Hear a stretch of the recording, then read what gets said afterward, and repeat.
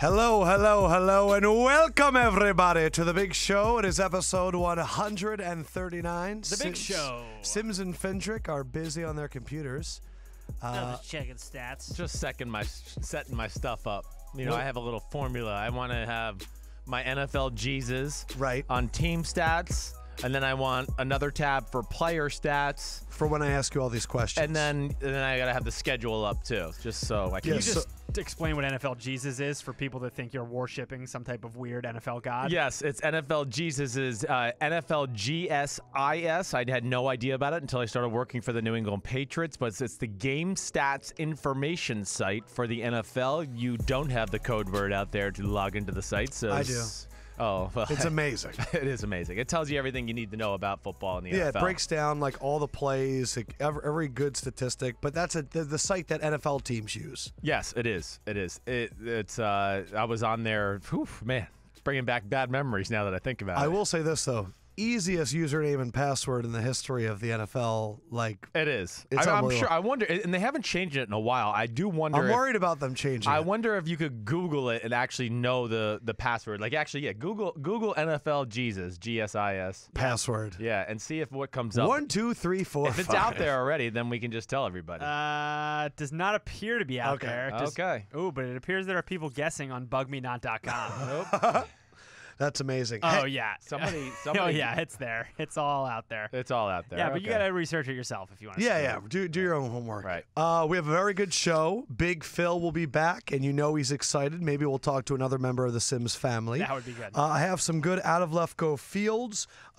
We have some interesting discussions ahead on Sims's game notes, especially that on the Cowboys and the Chiefs. There's some good ones there? Yeah, I actually had someone send me some stuff about age in the NFL, which will be interesting. Okay. And our fan questions, we actually have a few people that have given us some new topics that I really like. But first, I want you to deliver, Sim, some big news. We are, in my mind, an NFL podcast that doesn't deal with bullshit. We get right to the core of the issues, and we try and cover the NFL the way we would want it to be covered for ourselves. I've always felt there was a slight divide between us and the mainstream media. Right. I think here at Bleacher Report, we like to talk about what everyone else is talking about and say, however, they're wrong. But you are about to become a member of the mainstream media this Sunday. I think the Sims and Lefkoe faithful need to know where to find you. Oh, baby. Yes, you can find me in the pregame show for Sunday Night Football on Holy NBC. shit. Yep. Sunday Night Football. Sunday Night Football. Pregame show. Yep. With on Dan the field. Patrick. Yeah, no, I won't even be on that one. I'm going to be on the field. He's on the field. With who? In Denver. Of course, Denver Pats. And I know I'm doing 3 segments, I believe. One is me, Tirico, and Collinsworth. I think maybe. No big deal. No big deal. Might have heard of them. When you get done with Tirico, go, hey, you're no Lefkoe. He'll be like, who the fuck is Lefkoe? Don't worry about it. Well, and the good thing is Mike Tirico. I've gotten really to spend a lot of time with him this year because of Notre Dame. He's a right? Notre Dame guy. He's the consummate professional, as everyone says. Like, it's beyond professional. What do you mean? He's like the Bill Belichick of announcing. I mean, so the guy's you've been with a lot of announcers. Yes. What makes him what can I do to be more Tirico? Damn. Yeah, this is good. You gotta this abandon your life, okay? That's what you gotta do. But what's he doing? Give me like a few tidbits we Tell can him realize. about the schedule. The week when he flew to and they South talked Korea. about it on NBC last week. And I watched this package. Right. He wasn't even on camera. It was just his voice. I know. So he went Saturday, Notre Dame, what was it? Notre Dame USC that week. Then he did Sunday Night Football in Detroit, got on a plane, went to South Korea, came back. Detroit to South Korea. Yes. Can we just talk about that for a Came second? back. That's nothing. It's like a few hours. Did Thursday Night Football. Oh, wait, no. They didn't have Thursday Night Football last week. But came back Saturday Notre Dame, Sunday Night Football again. He's unreal. He's like... I'm asking, though, He interrupted. I know. Fucking Fendrick. He is just... He knows he has a tidbit on everything you bring up on the planet. And especially sports. Well, you know, I read in 1954, they blah, blah, blah. Like, he's just so well read. He's got a great memory. Of course, he has great people skills. Lefkoe, when he talks to the Notre Dame players and coaches, he sits there and looks at them and types at the same time as he's doing it. And at that speed, like you're doing some fast finger work. He's taking what they're saying word for word, and he's writing it as he. So hey, Coach Kelly, what do you think of USC this week? Oh yeah, you gonna do that? Well, me and him both went to Syracuse. Can you tell we're cut from the same cloth? Yes, we can. So Sims is going to be on NFL Sunday Night Football on NBC. Your dad used to work for NBC. He started his really announcing career for NBC, yes. So I want, when you're on television, all the Sims and Lefkoe listeners, take pictures, or, better yet, just take video, but instead of listening to Sims talk, just go, mer, mer, mer, mer, mer, mer, mer, and then send it to the Twitter account at Sims and Lefkoe. And now we have a podcast, an Instagram account too. Yeah, we got to beef up the Instagram We're going to beef a it little up bit. at Sims and Lefkoe. But watch Big Bad Sims on. Well, I'm proud of you. Hey, it's thanks. awesome. I would like Thank Sims to you. end whatever segment on NBC, his last segment, and just be check like, me out on Sims and Lefkoe tomorrow. yeah, just Sims and Lefkoe tomorrow, guys. Facebook Live Bleacher Report.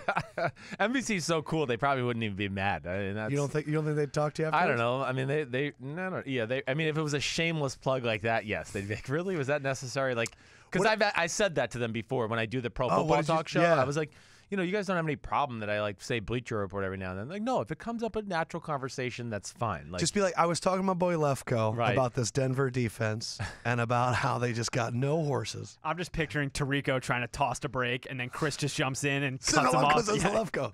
That'd be great. Tirico, the consummate pro. Yes. 39, Fendrick. I got nothing. I want to talk about Rutgers, Maryland, if you guys want to talk about it. Game was this weekend. But Rutgers won, right? Rutgers won, baby. I was I was so I excited. asked Fendrick. He was like, I was rooting for both teams. People were getting angry at me. But then in the fourth quarter, I was cheering more for Rutgers. Jersey pride and they took won. over. Yeah, it was awesome. right. It was a great game. I don't know if you saw. but No, it was- I was kind of like had an eye on the score, and I was like, okay, yeah, they're in. I thought about you a few times. Maryland tied the game with under 2 minutes to go, and then had the touchdown called back on holding. Oh, I didn't know And then that. Rutgers stopped him on a 4th and 10 and won the game. Wow. Okay, Yeah. Rutgers is making some moves I here. mean, listen, they're 4-5 right now. You play Penn State this weekend. That's Yep. a loss. But then you play Indiana on the road. Could be a win. Could be. 5-5 going into a Thanksgiving. 5-6. Oh, yeah, of course. Going into Can't a forget about that Thanksgiving other weekend loss. game against Michigan State at home. Oh, I'm just saying, we're not going to be. Rutgers they're not is gonna beat in Michigan contention State. for a bowl game right now. That is good. But no, I don't have a 39. Sorry. Whew, 39s. The ones in football right now. Holy crap. I mean, the kid McGill, right? Yes, Keith McGill. Keith McGill. You got one. And where the hell is he at right now? Is he in- Oakland? he is in Oakland still? I don't think he know. is. He No, popped up when I was He's looking. not there. 39 other ones. Holy cow. Right now in football, who am I missing that's wearing 39? Well, I'm happy Go to ahead. tell you. Go ahead. Start. First off, let me just see. Keith McGill is currently for the Oakland Raiders. He is there. Okay. Yes, he is. Good poll. Current running backs: Byron Marshall, Keith Marshall. They're on injured reserve, and Danny Woodhead. We're expecting his return. Good Are you a old- big Danny Woodhead fan? I mean, I love Danny the guy. He's an awesome dude. From some school in Nebraska that I can't remember. Shadron State. Holy shit. He was there when I was a reporter in Nebraska, and I had this crazy sports director. He's an amazing dude named Ed Littler, and he would always be like, "Man, this kid Danny Woodhead, he could play in the NFL." And we used to be like, "All right, Ed, you're crazy." Yes, he fucking can. Yes, he can. You said Keith McGill, Terrence Mitchell, Tashawn Gibson, and your man Eddie Jackson.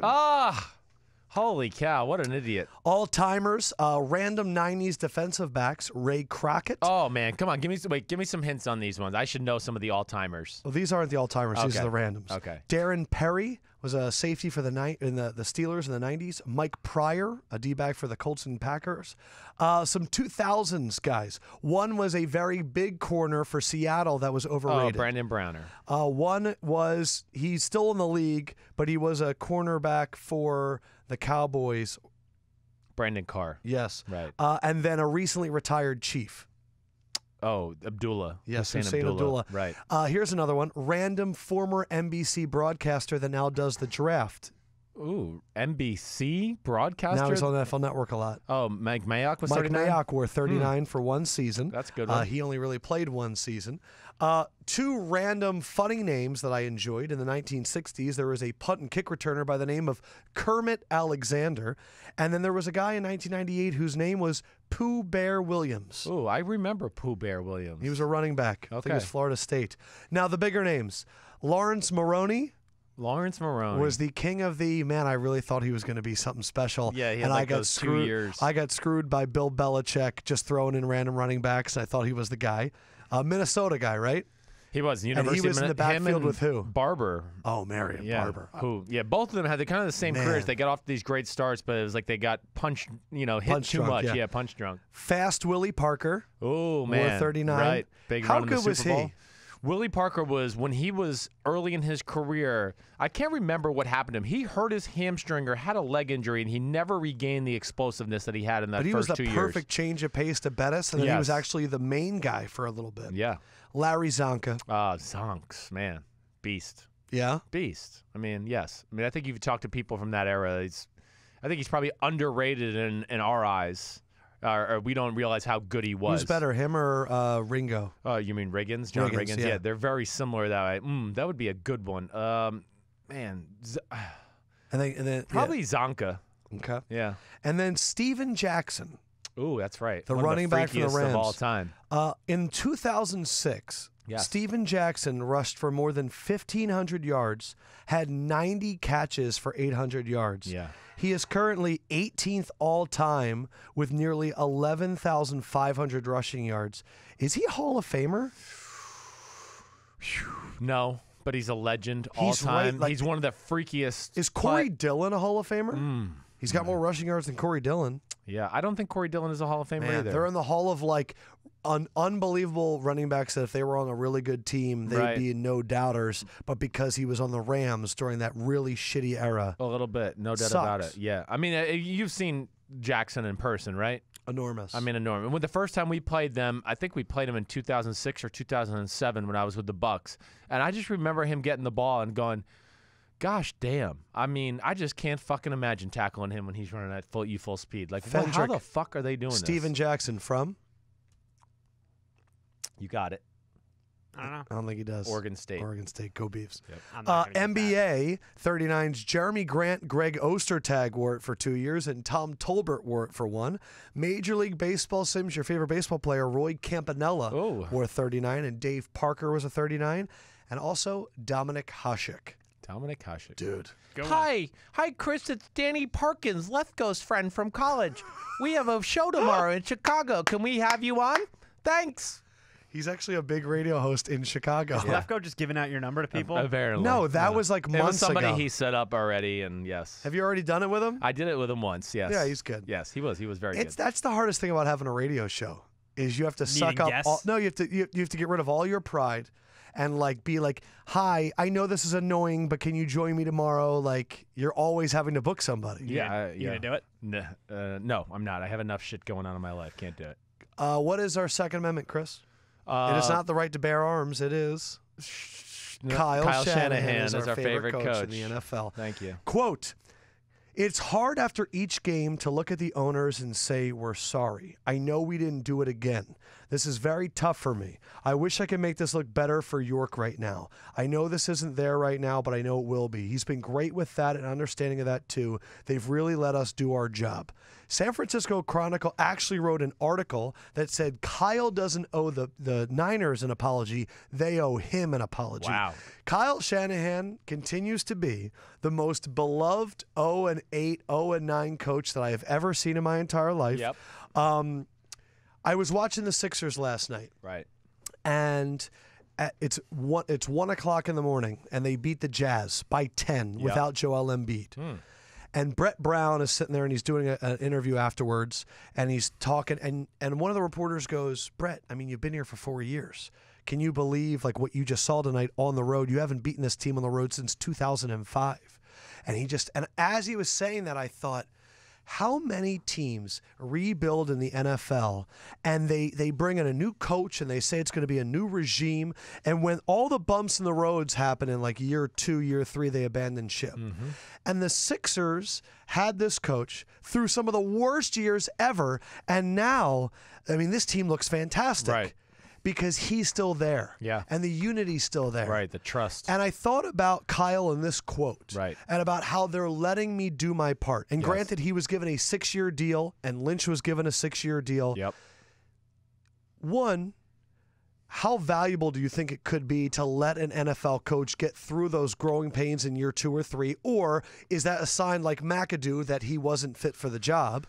And then also for Kyle, let's start there first. How much leash do you think he has? Well, I think he's got a good amount of leash because the team is just a disaster, plain and simple. And I think that he's proven himself enough, even through this part of the year.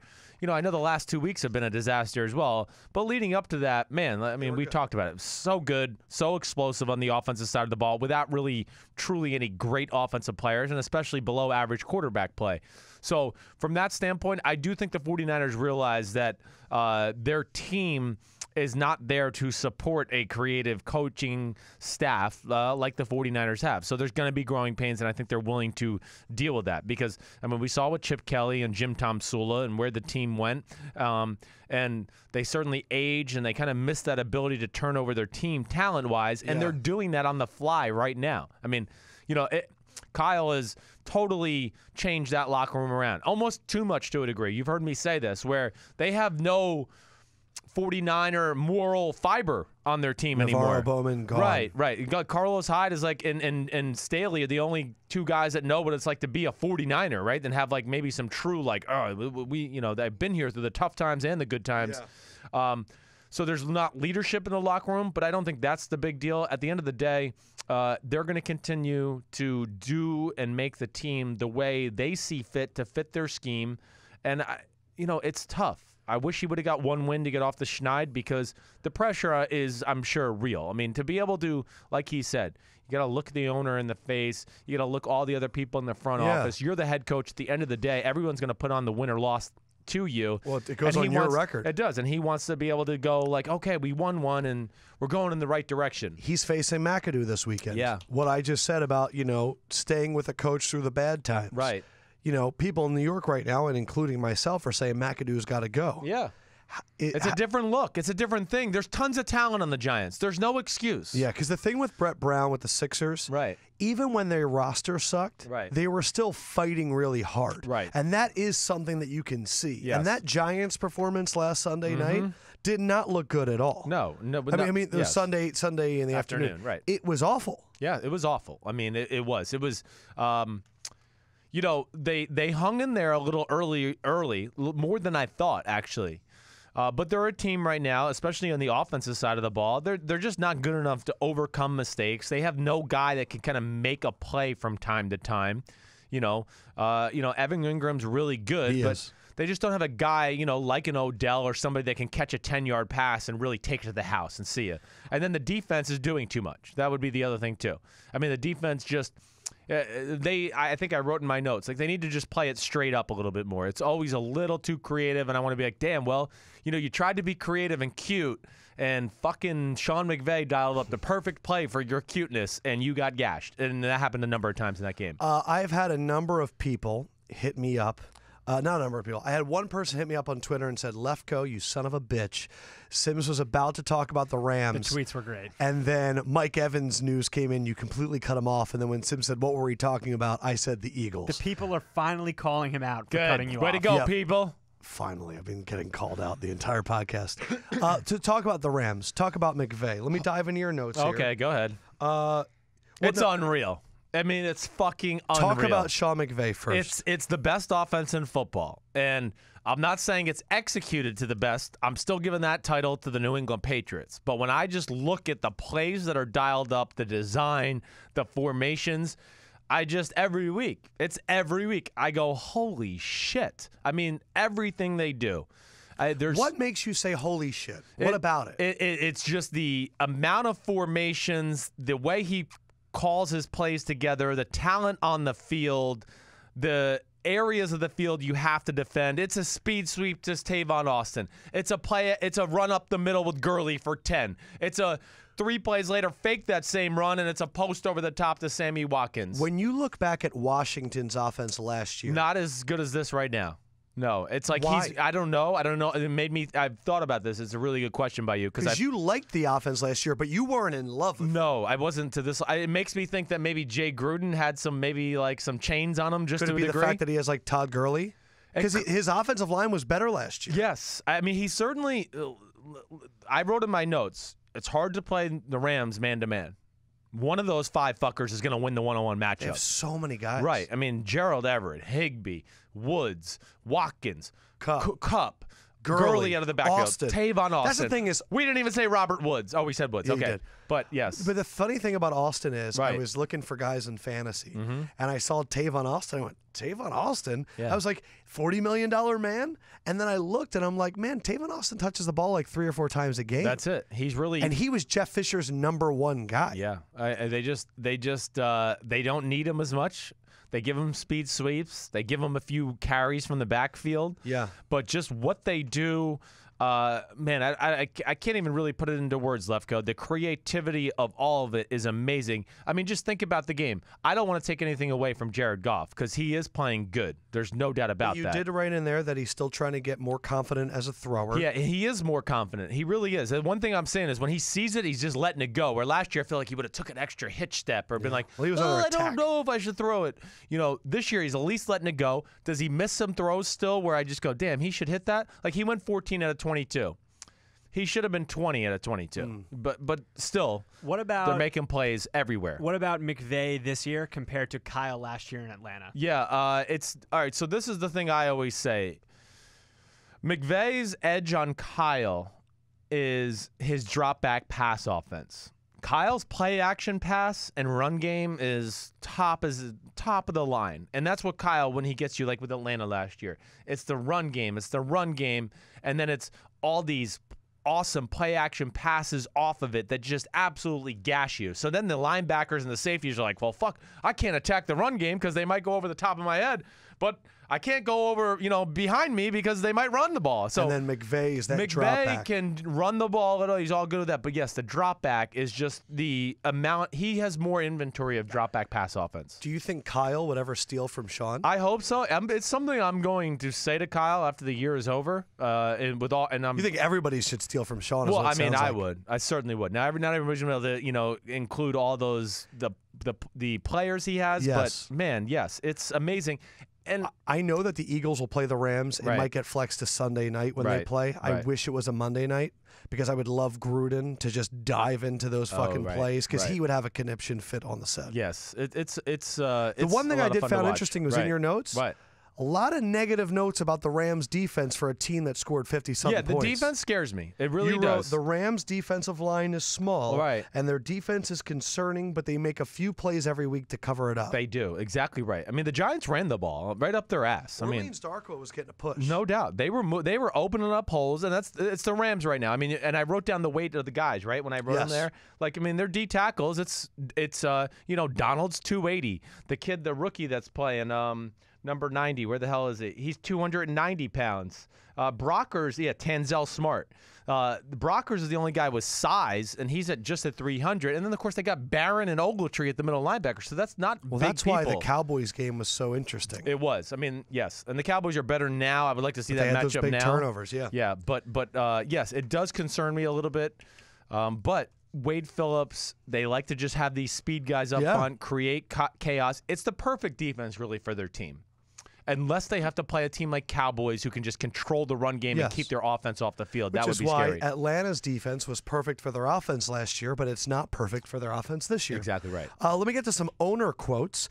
This one, Irsay, that the Andrew Luck injury is inside his own head. I went on a Colts rant recently about how they have ruined everything with Andrew Luck.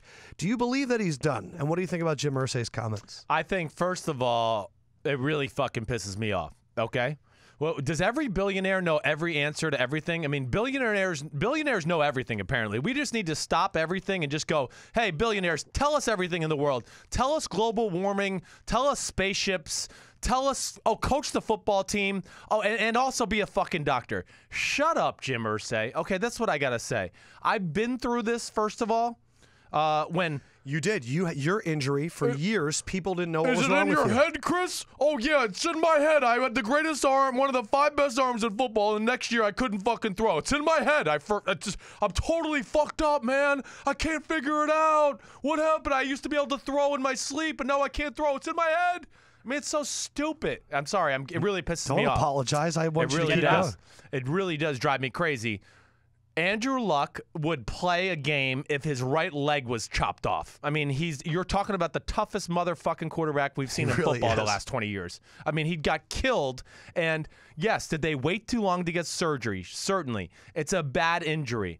And it brings me back to my old adage. It's not in his head. He's got to find the right people out there to help him. We've talked about NFL rehabilitation. I'm sure they're giving him lots of ice and electric stim to fix the problem because that's all they ever do.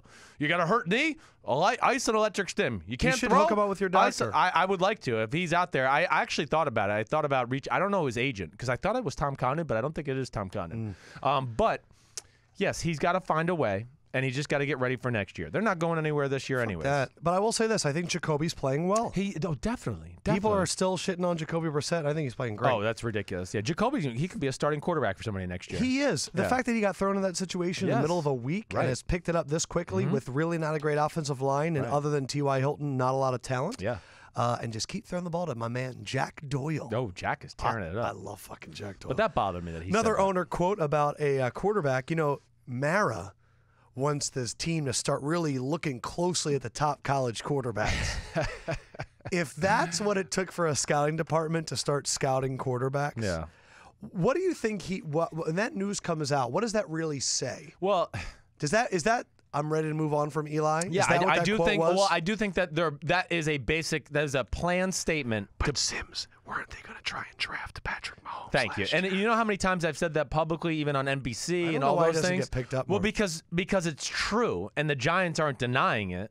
And there's nothing to talk about. Giants wanted Mahomes. Giants wanted Mahomes. Yes, Giants and then the wanted Chiefs Mahomes. traded up and beat them right. for The it. Giants wanted Patrick Mahomes, but I think what it does now is they're starting the process to get into the fans' head, to get into the media, Might be time for a to change. get into Eli's head and his camp. Like, yes, this is coming. It's official. The time is here. We're actually thinking about it. We're not actually thinking about it and just not going to tell anybody and do it behind the closed doors anymore. But this might be draft a quarterback and he plays soon.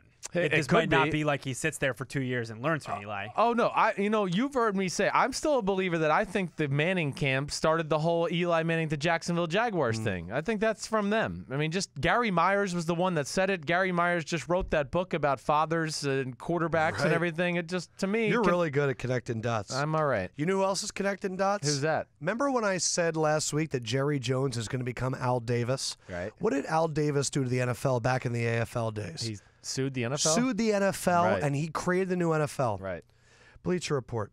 Jerry Jones hires lawyer and has threatened to sue NFL to block Roger Goodell's contract extension. Jeez. Apparently, what I had read is his issue is that it's not incentive-based. He wants Goodell's contract to be incentive-based because they have a new collective bargaining agreement and they have new TV contracts. Right. He doesn't want Goodell just to get the $30 million. He wants his contract to reflect his success in the CBA and the TV. And I got to be honest, I agree with Jerry. But that's not the only thing that Jerry's doing with his phone, texting his lawyers. So this Colin Kaepernick lawsuit is going to be, I believe, one of the best things to ever happen to this podcast because all of these dudes' texts, I hope, become public domain. Here are the phones that we might have access to in the Colin Kaepernick collusion case. Right. Kaepernick, dude, you're the fucking man. This is awesome. Bob McNair, Paul Allen, Jed York, Bob Kraft, the Ravens and Titans owners, Roger Goodell, Troy Vincent, Bill O'Brien, Mike McCarthy.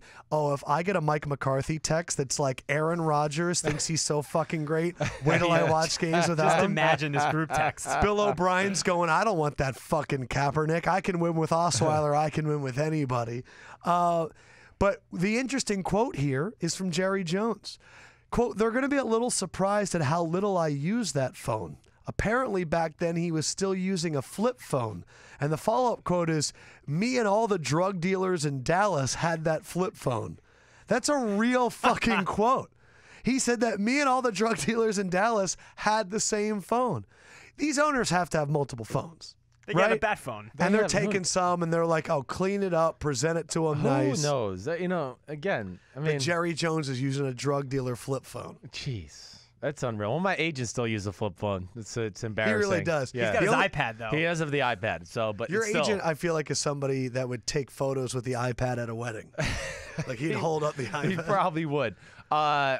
What, do you think we'll get some information from those phones? I mean, we're going to get something. I don't think collusion happened openly with Kaepernick. I really don't. I think that this was I think every team just realized, man, I don't want to deal with this. Can there be something as like internal collusion? Or is that not collusion? Collusion's only when you talk to other teams. If you talk within your own team, isn't that how they do it? If I look at my coach and go, "This is a bad idea. I don't believe in him." Yeah, that's not the same thing. Yeah. That's called evaluating a free agent. I got all the issues. I mean, even him putting, what is his name? John Shatner? Schnatter? The Papa John's guy? Yeah, like having him say those comments. I mean, it sounds like it was. This is a conversation he had with Jerry, and Schnatter came out and said it publicly to put more pressure on the NFL and Roger Goodell. Did you see what happened after Papa John came out and said the NFL is hurting my bottom line? What's that? He came out against the NFL, and then all of the Nazi groups and hate groups said, "Perfect, we now have a new favorite pizza, Right. Papa John's pizza." That would be great for you guys, you Nazis and white supremacists. Papa because John, the real pizza for Nazis. real pizza made by white people and not Italians. It's a shitty pizza. Have fun eating it. So Papa John's is based in Louisville, where I used to live. Right. And Papa Lots John. of Italians there. I've been there because my dad's from there. It's Italians everywhere. There's no Italians. I was like the only brown hair, brown eye guy in the whole state. And he would come to games. Right. And I'm telling you, this little 5'5" dude wearing a leather jacket and tight black pants that if he farted, his shoes would it's pop called off. the stadium's after him, right? Papa John's Cardinal Stadium is the Right. football stadium. Oh, okay, yeah. The basketball stadium is the Yum Center. Oh, the Yum. But it always looked like he had some mascara on, and he was just this little dude, and he'd bounce around, and you're like, he's the pizza fairy. Yeah, he is. Unbelievable. I mean, yes. I feel like he told them, like, I want to be on the Papa John commercials. I want to sit on the stool and be seen. When I am on the highway and I see an advertisement for like a lawyer or a law firm, and the guy's on it, that's a guy that wants to. Oh, you saw my picture on I-95? Yeah, It's the same thing. Papa John's had to be in there. Are you trying to make sure he's not Italian? No, or I was just looking up of how Papa John's responded to the neo-Nazi groups. What'd he say? They issued a statement, quote, "We condemn racism in all forms and any and all hate groups that support it. We do not want these individuals or groups to buy our pizza." I'll give them credit for saying that. That's a good. So I'll they give did them respond. credit. I don't know. I'd still sell pizza to him. Well, he knows he's not going to stop, so it's a win-win. I would like them to figure out, as the boom happened of all the white supremacy, what is the most ordered white supremacist pizza? Oh, yeah. What do you think it is? I mean, what kind of question is that? I What kind of think it's question is Hawaiian. that, Lefkoe? I think white supremacists Oh, you're talking love Hawaiian. toppings. You're not- Yes. Oh, that's a good question. All right. I put it out to the Twitter Oh, audience and it's see what we get. plain cheese and sausage or bacon, guaranteed. Sausage or bacon, gotten all over it. You know what? I'm going with an all-white pizza. Ricotta, white. No, you don't want them mixing. All white. None of that red stuff. I'll do a random Lefkoe sprinkle. The top 6 rookie reception leaders, none of them are wide receivers. Christian McCaffrey, Alvin Kamara, Evan Ingram, Kareem Hunt, Tariq Cohen, and Kittle. Wow. None of the top receivers. That's pretty amazing. I think that's pretty cool. It really is. Another random nugget. Jordy Nelson has been held under 40 yards in consecutive games for the first time since week 14 and 15 of 2010. No. You mean the Packers' offense isn't good? Monday night, first drive of the game, third or fourth play, Brett Hundley did a run-pass option and ran to the outside. Yeah. And I was sitting there on my couch eating my Thai food, and I went, oh, shit, they're going to do something. Yeah. And then the rest of the game happened. They didn't change anything, Sims. Anything, man. I mean, no. This is what they are. Is it possible that McCarthy is on the hot seat now? Do you think it's possible? I do think he's going to be evaluated. The problem is with Green Bay is there's no overarching one owner to go, this is not acceptable. What's wrong with us? 60,000 Packers owners. But I do think, It's again, Ted Thompson's just keep it the way it is. it's what we're going to be seeing here. They're going to get exposed. I just have a hard time believing it. The whole team is going to get exposed.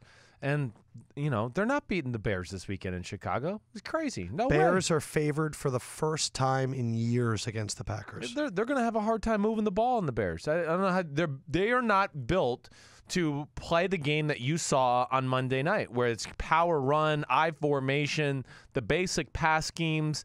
I really think everyone. And I've heard it already from other people. Like, man, Rodgers really was. I had a few people today. He really was saving Green Bay, and I want to be like, shut the fuck up. I mean, I was just bullshitting for the last 3 years. I mean, I've been lying just because I like him so much. I was trying to pump him up.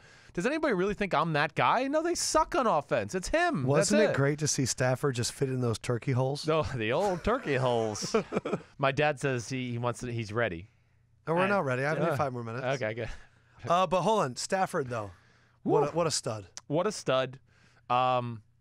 Lions are still a viable Lions player. are a thing. Yeah, well, I mean, the biggest thing about the Lions, just think about who they lost to. Yeah, their schedule has been insanely It's tough. been insane, right. So they're still in this, and their defense, they don't let up a ton of big plays.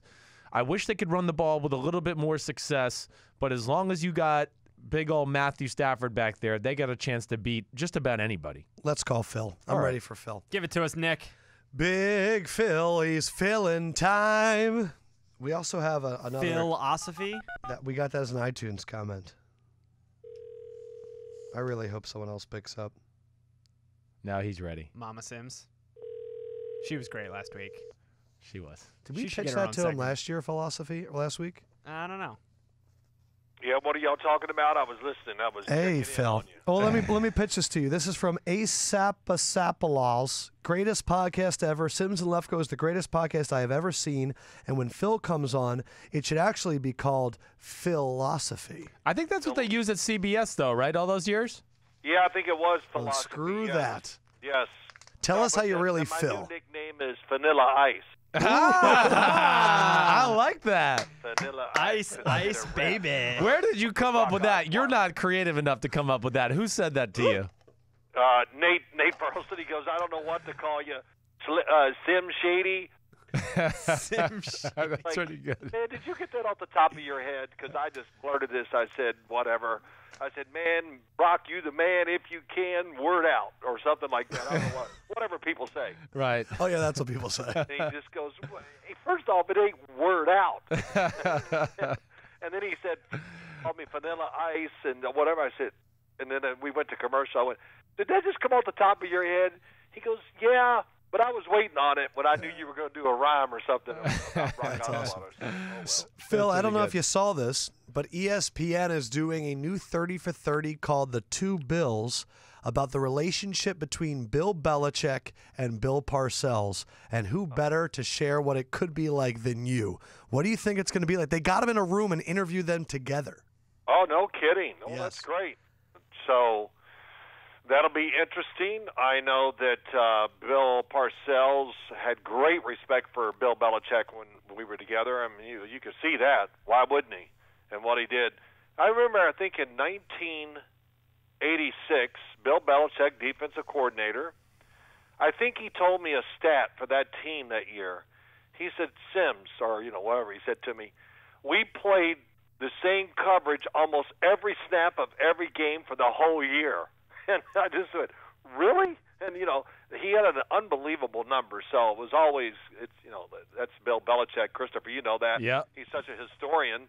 But he can remember, if I said to him, hey, about the third down play against Minnesota Vikings that year, he goes, oh, yeah, we were in a cover two, and we read this, and he would know the play right away. It's really amazing that way. When you were the quarterback, we always hear about Belichick holding Tom Brady's feet to the fire, and I know coaches will do that with their assistants, especially someone like Parcells. Oh, Bill Parcells, not to interrupt you. Yeah, just go. No, go ahead. please was do. really, really tough on assistant coaches. They all, I'm friends and still talk to a lot of those assistant coaches to this day. And you know what they say? Hey, you think Bill Parcells was rough on you? He was twice as tough on us. Do you have any memories wow, about? really? I said, that's unbelievable. You have any And memories he about goes, Parcells and Belichick? Just like one of their interactions. Would he get hard on Bill? And did you ever see that? No, I never did. No, I think there were two people that I don't think he picked on our coaching staff. That was Ron Earhart, Right. because Ron was older and really accomplished and everything, and then Bill Belichick. I think he knew what he had there. I really do. But Pat Hodgson, you remember Pat? Christopher, Sure, yeah. Our wide receiver coach with the Giants, Right. and coached with Parcells with the Jets, and went to Pittsburgh with Ron Earhart. He was saying, Bill, this, and he's just going on and on how tough he was, and I was like, wow, you're just killing him. He goes, but you know what there, Blondie? If he called me tomorrow, I'd go coach with him because, man, you could coach your players when he was the man. And I just went, wow, that's a great compliment. Right. It's really cool to hear that. Who was a better coach? I mean, it's Belichick, right? Look, there's no arguing who's the most accomplished, best coach in NFL history. That's Bill Belichick. So, and he's done it many. You know what makes him great? He's done it many different ways. I used to write them down. He did it with defense, and then he saw the tide changing. Then he did it with a new offense, and then he did it with tight ends, and it was a blitzing defense, and then it's all zone. I mean, he's won every Super Bowl. Almost has a different flavor to what they did. And now what they're they throwing the created. ball down the field. It's not dink and dunk what it was like in the 11 and 14 as much. Yep, that's right. You could they see it coming, and it's like they stay one step ahead of the trend. And I was talking to Bill Cowher this past week and said something. He was talking about a screenplay. I'm not going to try to describe it. And I said, well, you know where they came from. And I said, that was Bill Belichick and Josh McDaniels. They did it, and boom. And I said, he goes, God, I think you're right. Yeah. And so they've been the first ones. Like Tom Brady, I remember one year they had a play. He looked to his right, and Josh McDaniels put it in. And they knew they were going to throw it, but they looked over here and they threw it to the other side. And Belichick says, "What are you doing?" And then he told him, he goes, "We're going to win the Super Bowl." This was like during the off season, just some thoughts that they'd come up with. And he knew they were so ahead of what everybody else was doing that it was really going to help their football team. Right. So, Phil, what's on your mind these days? What do you want to get off that probably bald chest of yours? Yes, thank you. Okay, I don't know if I take that as a compliment or not. Let's see. Well, you know what was great Monday night? That, it was a primetime game. Do y'all know that? That's primetime. Primetime. Lights are on. You don't care what you do 15 weeks of the year, but if you do it in primetime, you're special. Okay. Yeah. I love All those that. other games mean nothing. You got to do it when we do the game. But Matt Stafford. Oh. Okay. Yeah. Okay. Bring it on. I've probably already done this with you. You have. But I don't care. I mean, come on. It's my son, we talk about this. This is one of the all-time special throwers of the football in history. Yep. Okay, so we got that out of the way. Do we believe now, America? Oh, well, he hasn't done it when it counts yet. He hasn't won a big game. He needs Megatron. Oh, my gosh. But whatever. And there I am sitting there watching the game going, a couple things. One, how stupid am I that I picked against Matt Stafford that night? Yeah, you're stupid. You picked the Green Bay, Packers? I just thought for sure Green Bay was going to come out with the most unbelievable game plan that we haven't seen. You're the with new Brett mush. Hundley, and I didn't see it, so I felt stupid there. And then I realized, too, the fact when Aaron Rodgers is not in the game, that I'm a fan, and I just went, wow, it really did take away some of my interest in the game because I just go, God, I wish Aaron Rodgers was playing. It would have been a tremendous game. Dad is legitimately like he's hurt that some of the stars are hurt in the NFL right now. Like the first time ever I've heard Dad actually go like, man, we're missing some players that I tuned into games just to watch them play, and I've never heard Dad take that angle. Well, you know why? I guess it's society now and everything. I remember somebody said something to me years ago. Well, the NFL is going to go down now. Dan Marino and John Elway are getting old. And I said, well, you're completely wrong. I said, because it's about the helmet and the uniform. But you know what now? It really is about the stars. I think about it. I was so excited to see Houston play this coming last weekend because I just wanted to see what Deshaun Watson was going to do again. Right. And I watched that game against the Colts. I watched it this morning, actually. And you know what I noticed? Man, there were a lot of empty seats. Yeah. And I just wonder if people didn't show up because they go, Deshaun's not playing. Wow, well, then let's just don't go. Right. I wonder if that had something to do with it. I would think it would. And, and then all of a sudden I'm looking on the other side, man, that could have been Andrew Luck. That we'd have been promoting that game off the charts if Deshaun Watson and Andrew Luck were both playing in it. And, of course, Carson Palmer's out. You know the whole list. And Odell Beckham Jr., I mean, come on, same thing. Yeah, I like the Giants. But, man, I was always interested to see as a fan, what was he doing today? Hey, how many catches did he get? Undoubtedly. So it just goes on and on. So it is it's amazing how I've changed myself. All right, I want I know we thought maybe we'd talk about like the NFC or the Jaguars. I want to ask one question just because I know people like when you go on story time anyways. Is you coming from Morehead State. I think I know the answer to this, but Morehead State, 7th pick of the draft, everybody booed you. Who's this blowhard from Kentucky? I don't know. Well, they didn't know I was a blowhard at the time. No, they didn't know yet. But okay. What was your moment like when you got underneath the center and you were like, holy shit, I'm in the NFL. Like, this is different than Morehead State versus Marshall. Yeah, it was awesome. I remember running out on the field. I'll make it fast. Yeah. Pittsburgh Steelers. They just won the 3rd of their 4th Super Bowls. They were going to win the 4th one that year. Right. And they're giving out some type of ceremony. We're in Pittsburgh. It's packed. Right. In the first half, I'm watching Terry Bradshaw throw the ball to Lynn Swann or whoever, John Stallworth. They're catching the ball. I'm going, man, this is great. Damn, Terry's good in person. And I had one, Doug Van Horn, one of our old 15-year vet offensive linemen, looked at me and goes, I can't even repeat. I know you guys curse, so I'm not going to say it. Why? And he basically said, shut up. And I said, oh, sorry, man. This is whatever. I got in the game, got ready to get underneath the center, and it's really cool. They didn't substitute one damn player in the defense, which at first I went, oh, my God, they didn't substitute. And then I looked 2 feet from me is Mean Joe Green. Right. 4 feet in front of me is Jack Lambert, and I'm going, damn, he's tall. And he's really skinny. And then he starts barking out signals, and I said, hell, he's got no teeth. And there's Mel Blunt, Donnie Shell, Jack Ham. Yeah. Oh, I forgot the other outside linebacker's name off the top of my head. Jack, whatever. So all these guys, it was just incredible. It really was. And I remember. And what happened on the play? Well, my right guard jumped off sides because he had to block Mean Joe Green. He was scared to death. And then he jumped off side the next play. We got 1st and 20. I go, damn, we're never going to get a playoff. And as I'm walking back to the huddle, Mean Joe Green goes, hey, QB, if you guys don't go on the first sound over there, you're never going to run a play. So whatever, 3rd and 24 after 2 runs. And I'm thinking they're going to play a prevent defense. So I'm going to look down the field, and I'm going to throw that ball to the running back, and he's going to get killed by as I look over. But he's going to get about 5 yards, and I'm going to leave the field going, well, I'm 1 for 1. And I come up to the line of scrimmage, and I swear to you, they had 11 guys within 1 inch of the line of scrimmage. And I don't know how. I threw the ball down the right sideline, and Ernest Gray, who was a 2nd-round draft pick that year from Memphis, caught it for 42 yards over Mel Blunt. Wow. Damn, I didn't know that was your first completion? Completion down the middle to Al Dixon.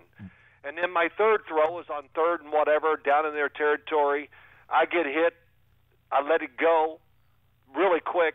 I hit the ground. I hear the crowd roar, and I go, oh, God, that can't be good. And I think it was returned like 90 yards for a touchdown. But I walked off the field. Everybody's going, don't worry about it. And I said, hell, I'm not worried about it. I'm 2 for 3, man. That's all I know. But it was a great experience. And what rounds it off, we win the Super Bowl in '86. We're down there in preseason in '87. We beat them in overtime. And I think I threw a touchdown in overtime to beat them. I played the whole game back then. Right. Mean Joe Green comes across the field and grabs me, puts his arm around me, goes, my man, you sure have grown up. And I just went, oh, my gosh, Mean Joe Green. The fact that he remembered that first time that he saw me on the field. Right. And the way he said it, it was really, I'll never forget that. That's amazing. Man, you have grown up. That's pretty cool. It was really cool. It really was. It was a great moment. So, yeah.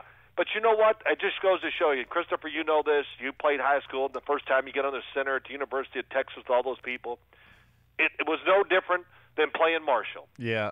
Right. In fact, after I completed the first 2, this is a true statement, I'm walking down the field going, man, It's just like it looks on TV. This is pretty easy.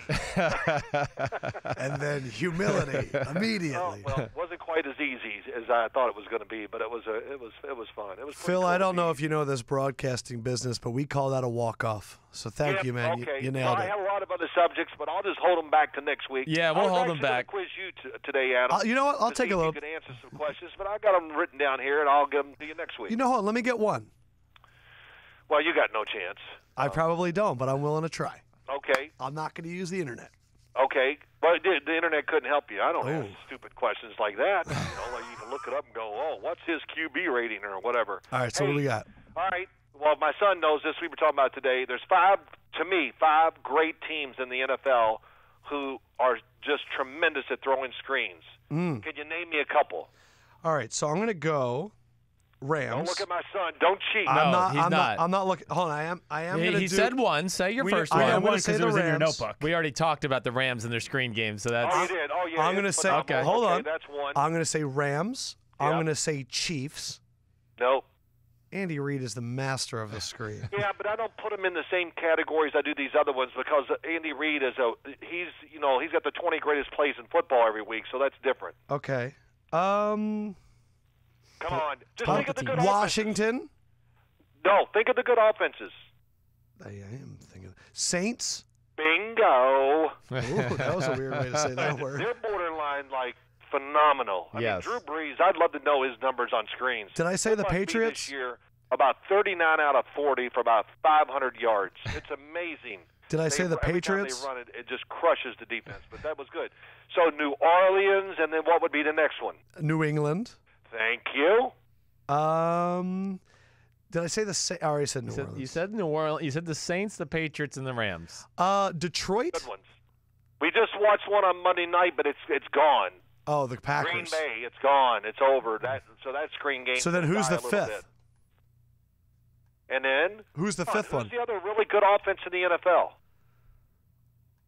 I mean, the Eagles are awesome. Yeah, he's a pretty good screen team, but Pittsburgh. Yeah, Pittsburgh. Yeah. I had a feeling you were going to go there. Okay. Okay. Well, Are you they did- a good well, screen well, team? Yeah, 'cause they why could- didn't you say it? They throw those Antonio Brown screens. They do. They got do it it all. all. Yeah. They So got it in all. your But mind- the Rams. That's what brought it to my attention. The Rams.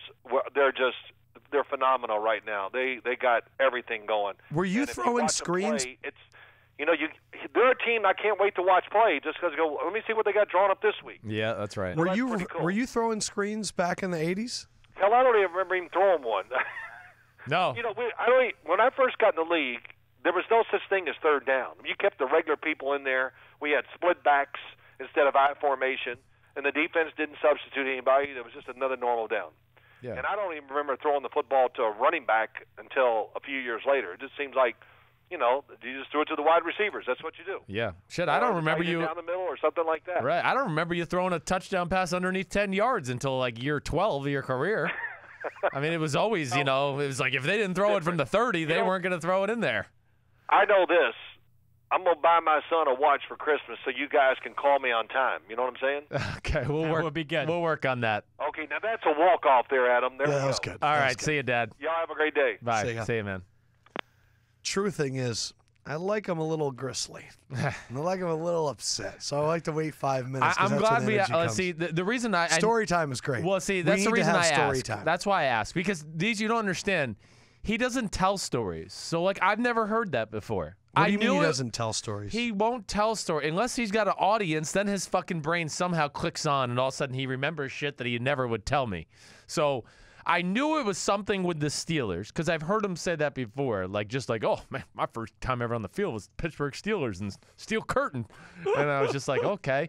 But I knew there's more to the story. And sometimes he gets a crowd around him, or maybe we are kicking back and having a drink, and we have a crowd around him. Yeah. Stories will come out, and I'll be like, holy shit. I mean, This is what this podcast is for. So, is good. to getting you and your dad to have story time. Thank you.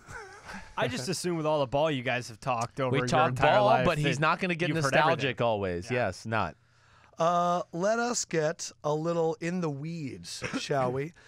Should we do a little out of Lefkoe Field, or should we do Sims's game notes? Do out of Lefkoe Field. All right, I first. got a few out of Lefkoe Field. Where's your hat? It's at my desk. All right. So I found a notebook, and the problem with the way my brain works is I just write down ideas wherever I have them. I have some on my phone, I have some on my computer, and then I have notebooks like all around my apartment. And then like every few months I do the great notebook dump where I put them all in one notebook and realize, oh wow, 90% of these were dumb anyway, but 10% of these were really good. Right. I found my notes that I was taking during the Super Bowl when I was watching the game by myself. Last year's Super Bowl. Last year's Super Bowl.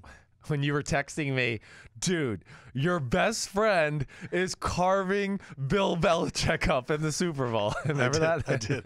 He was on like 24-3. I know. Yeah, he was incredible. Yeah. But I wrote after the game, and I circled it 3 times. When innovation stops, you stop. Falcons. And I think that is something that I look about with all the teams in the NFL. And it made me think about what we were talking about earlier this week about, wow, isn't it crazy? Kansas City brings in some college philosophies. Their offense blossoms. Eagles have 3 different minds in there. It continues to grow. Sean McVay steals from everywhere. It continues to grow. And then I'm looking at the Falcons, and I'm thinking, Brian Billick tweeted out earlier this week, the Falcons' offense isn't different. They're just not doing any motions or pre-snap like Kyle was doing. They stopped innovating.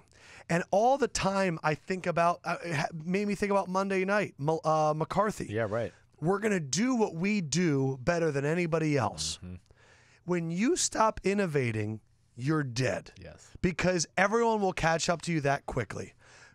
The Seattle Seahawks defense was innovative, and they were adding new things to it all the time. Right. But all these other Seattle fake defenses that are out there, the Atlantas and all that stuff, if that's all the Niners, if that's all you're going to rely on and you're not going to innovate every week, then you might not as well show up. Right. Because you're not creating new things. Right. And that was something that I thought about, which is like some teams create all the time. Yes. And there's a new wrinkle. Right. And then there's other teams where every week it's the same shit. You're right. Innovative, you're spot on. Teams that you have to be ultra talented to not be innovative and just say, we don't really do shit, but we're so good. Minnesota's defense we're is gonna so whoop you. good. Right. They don't need to be that creative. No, they're not. They're just the right way of creative. Where on 3rd down, Zimmer throws you something, you go, ooh, that was pretty, yeah, right. Or that was a cool little coverage they did. But yes, for the most part, they line up and do what they do. I would say even the Seahawks, like when they were winning the Super Bowl, they were pretty much like, this is our defense, fucking bring it. Oh, and we have Marshawn Lynch, and we're going to run him right up your face. Deal with it. They were so good they could do it. And my question for you would be from that. Marvin Lewis, it's been the same thing for a long time. Yeah. McCarthy, we've already talked about. Right. Jack Del Rio, John Fox. Yeah. These are guys that are like the head statement coaches. All defensive coaches except McCarthy, you said there. And I'm looking at these young guys that are willing to adapt and change. I understand wanting to have the leader in the front of the class. Right. But at the same point, like I'm watching Sean McVay drawing up plays on the sideline. I know that they're not all Sean McVays out there, but I don't know, man. These older coaching staffs, it just doesn't make sense to me. Yeah, they're not willing to even try the new stuff. I mean, you got to try it to continue to build on it. You know what I liked from the Monday night game? Yeah. Left tackle gets hurt. Right. What was the next play call from the Lions? Do you remember? I don't. It was a bootleg away to the right, throw on the right side, and went Jim Bob Cooter. Yeah. That's a good fucking play. Cooter's a good OC. He's not a great OC. Right. I don't blow by mine, but he's a lot better than a lot of people. Like I know people have been trying to say, oh, he should be on the hot seat up there. There's been because they didn't score touchdowns against Pittsburgh when they marched up and down the field. Yeah. Well, it's fucking hard to score touchdowns on Pittsburgh. But yeah, I'm with you. You're totally right and spot on about the innovation. Think about Bill Belichick. I mean, it's just what Dad just said. Constant. Sean Payton. Why has he been the top of it? He's constantly doing the next thing. You're right. Your dad talked about like the 5 different ways the Patriots have won Super Bowls using different philosophies. Constant. Yeah. Bill was so you smart. You can't be Chuck Noll anymore. You can't run the same thing for 4 years. No. And that's going to be the thing. You're right. Another out of Lefkoe Field. I read a really good. Oh, by the way, I tweeted something out. It is a 4-minute unedited clip from NFL Films, Matt Stafford's rookie year against the Cleveland Browns when he got hit and separated his shoulder, came out of the game, and then went back in the game to throw. I remember that. Check my Twitter. Watch that clip. Stafford is a tough son of a gun. He is. And he is a baller. He's a baller. I love that dude. Yeah. great piece in the New York Times about Johnny Hekker and how he's the greatest punter in the history of the game and how he might be more valuable to the Rams than the quarterback or the running back.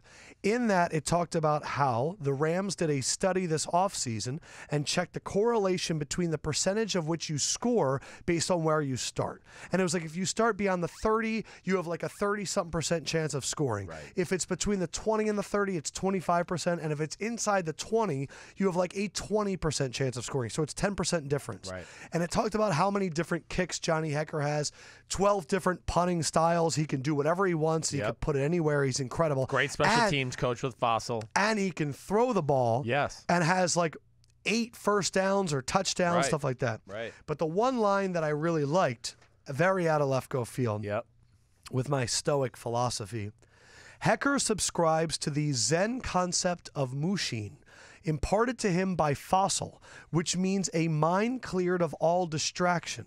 So much so that if you ask him about particular punts, he doesn't remember. 2 things. 1, I love any athlete that is able to be so mentally strong that they're able to control like that. Right. And stoic philosophy, which I believe in, which is you can only control what you can control. Right. It's like Belichick again. I'm sitting here going like, this is Bill Belichick. Belichick loves Hekker too. Right. He says, I've never seen anyone play the position like him. Right.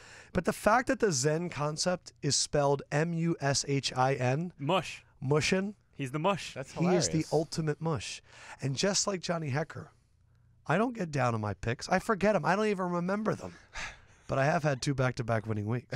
You remembered that. I did remember that. There's something to be said about that. With any great player, you got to be able to wipe away the bad or the good to be successful. So Football Outsiders, they do their DVOAs and they rank all the teams. Right. Rams are the #1 special teams team for DVOA, and that is something that will be huge. It will be coming into the season. So we don't talk about that stuff when we break down games. It's a big part. I will say this: I never realized how big special teams were until 2009 when I was working. I mean, I was the quarterback or the backup quarterback for the Denver Broncos and Josh McDaniels. Of course, he brought the New England philosophy with him, and he made the whole fucking team sit in there for special teams meetings. That was the first time you'd ever done that? Never before. I mean, I was like, I don't hold the kicks. I don't do shit. Why so am I that sitting first here? time, everybody walked in and went, what the fuck are we doing? A lot of the guys, yes. The guys that knew they weren't playing special teams, like, why do I got to be here and listen to this? But you learn the total team you're about to play.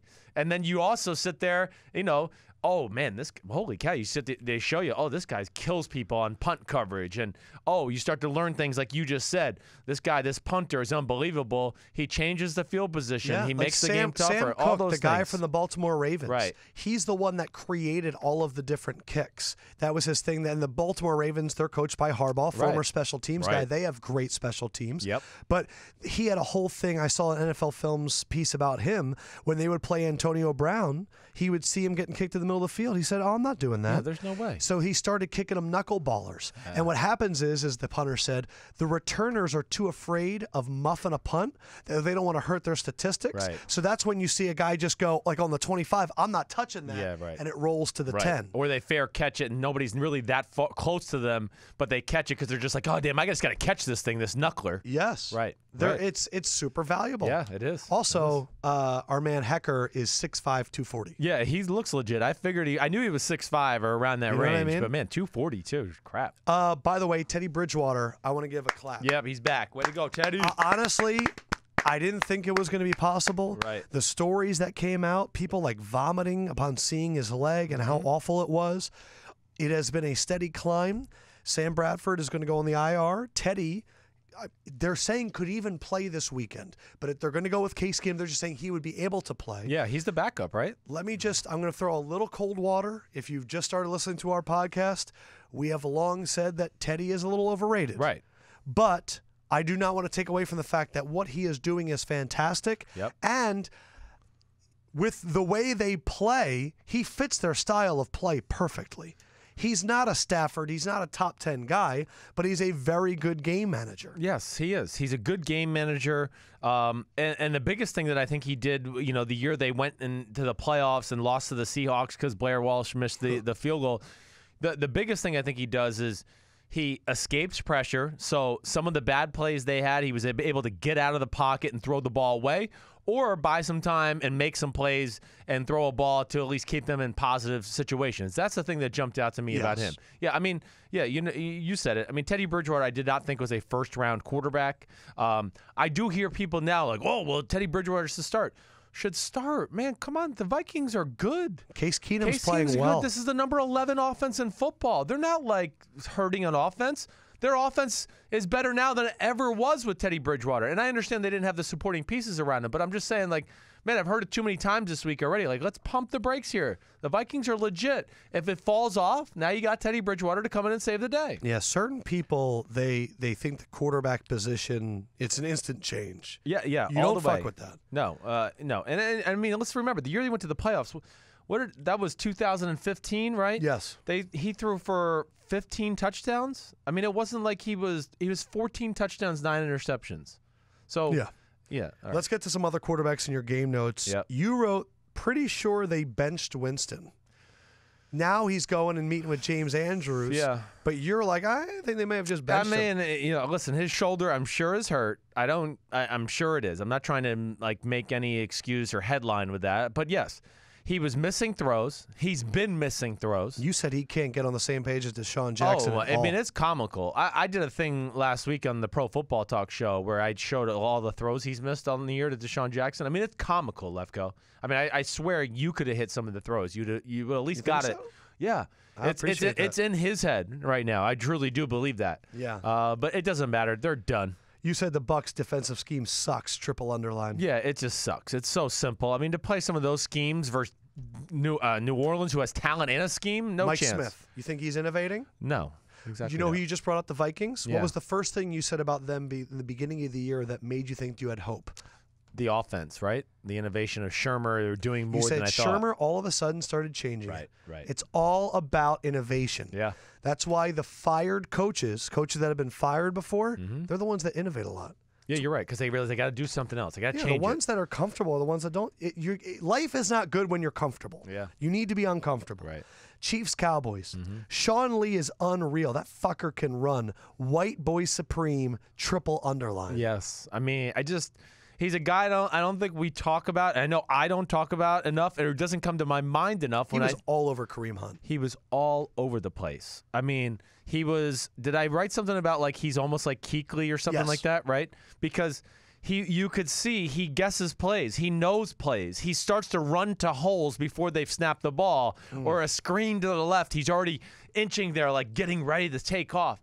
So, yeah, he is amazing. Dallas's defense impressed me. They really did. You wrote, yeah. David Irving is a beast, triple underline. Right. Lawrence, Crawford, and Irving, holy shit. Yeah, their front four is real and right now. And you wrote their front four makes up for the rest of the defense. It does. It's just it creates so much chaos in the backfield and gets people into the quarterback's face so much. It really helps out their corners who are coming along. Jordan Lewis specifically. Anthony Brown getting better. And then, guys like Byron Jones. Again, Byron Jones is one of those guys that probably doesn't get enough attention. He's one of the better safeties in football. He had a great tackle in that game. Oh, he had a great tackle. When he played man-to-man against Kelsey, he was a handful to have to deal with. Two guys that weren't great. Yeah. You wrote Tyron Smith is struggling. Oh, I mean, he looks like, if you told me he had a steel cage around his torso, his back, I know he has back problems, and you could tell. He can't bend over.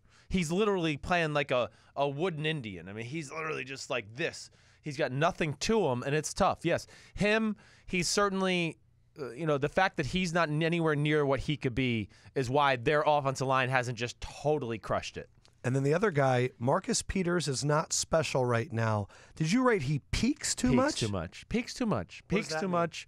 Got to get up in people's faces. I'm sick of watching on He's third. still like 12 yards out every sick time. of it. What does that mean? He peaks too much. He peaks. He's got an innate ability to kind of see the receiver and the quarterback at the same time, and it's what makes him great at breaking on balls and picking the ball. But at the same time, it can hurt him too because he'll see a crosser coming across the field and go, oh, I think the quarterback's going to throw there. And then meanwhile, his guy's gone, 20 yards behind him and he can't do it. So he's a little undisciplined from that standpoint to where he leaves his area or his man because he's taking a guess on, he sees the quarterback dropping back and setting up the throw and he thinks he knows where he's going to throw it. And it's dangerous. To me, it's funny. The Patriots-Chiefs first game of the year, Chiefs came in with all this great game plan Right. and really beat that ass. Right. Patriots since then have innovated, and they've changed their defense, and now they're stopping people. Yeah. Chiefs defense is the same defense it was in week 1. Yeah. And they have the same issues. Same issues. Everything we've talked about of the Chiefs is coming true. The defense, scary.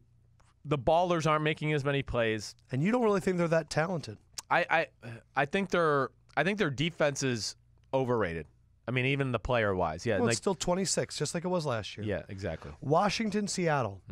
Preston Smith and Ryan Kerrigan, 2 of the most underrated players in all of football. Yeah, I say it every week when I watch them, and I just wanted to make sure that I wrote it down because they're both great against the run. They both can collapse the pocket on both sides of the ball. Preston Smith is a really good football player.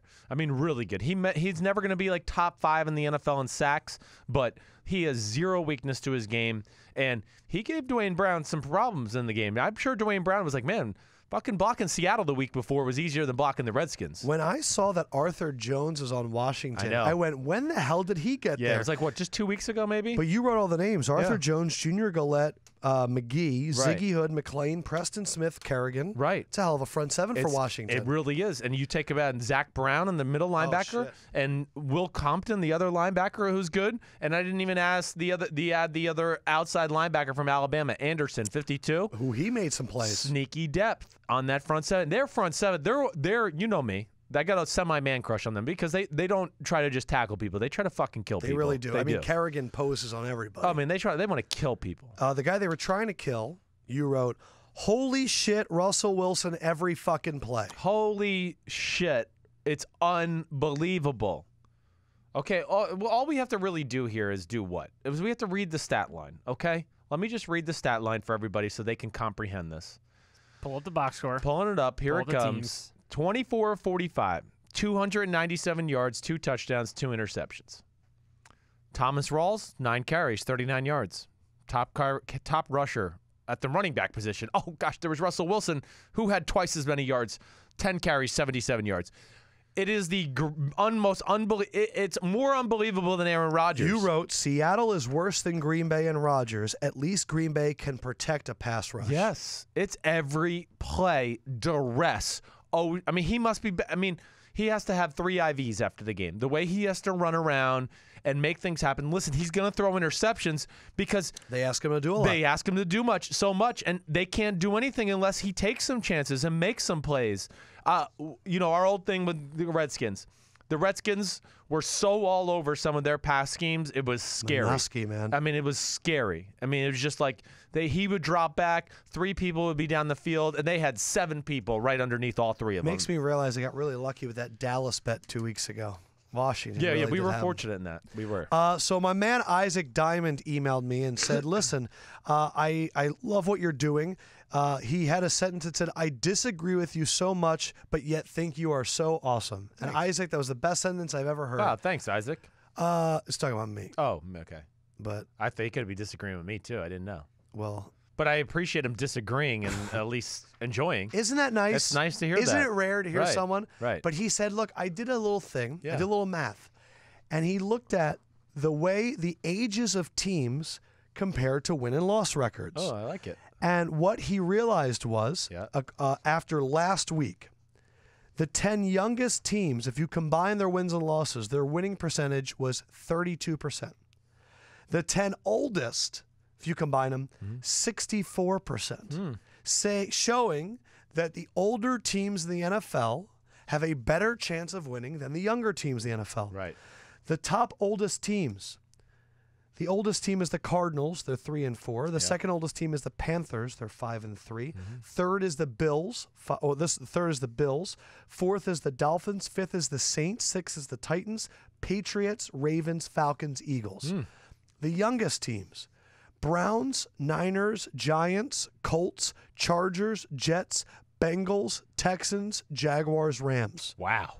Jaguars and Rams are the Yeah, only two the there only two. that are really doing anything. Woo. And then the middle teams has a good mix. Vikings, Steelers, Chiefs, Seahawks, Cowboys, Packers, Broncos, Lions. Right, right. All the way to the Buccaneers. But what this made me think, thank you, Isaac, for doing this work, is when I go through and make my predictions next year, I am going to chart out the oldest teams versus the youngest teams. Right. Because for me, the worst oldest team is still going to be right in the middle of the pack. Do you think the older teams you were on were better than the younger teams you were on? Definitely. Yeah. You always want a right mix, right? You want some young guys at the key position. You'd like to have one young receiver and a running back and a corner and whatever else. But for the most part, yes, the older players do all the little things during the week for the preparation that puts you in a position to win the game on Sunday. Those are the things that go overlooked. And then added to the fact that they have in-game experience to add on to that, and they've been in a lot of these situations before, and they go, ooh, I was in a 3rd and 5 as a defense end. I've been in this league for 7 years. I see where that running back, he's cheating to the left a little. They might be throwing the screen here. Yeah. Those are things that, yes, the veteran team can pick up more I than just the young thought that team. was a super simple yet effective thing to look at. Yeah.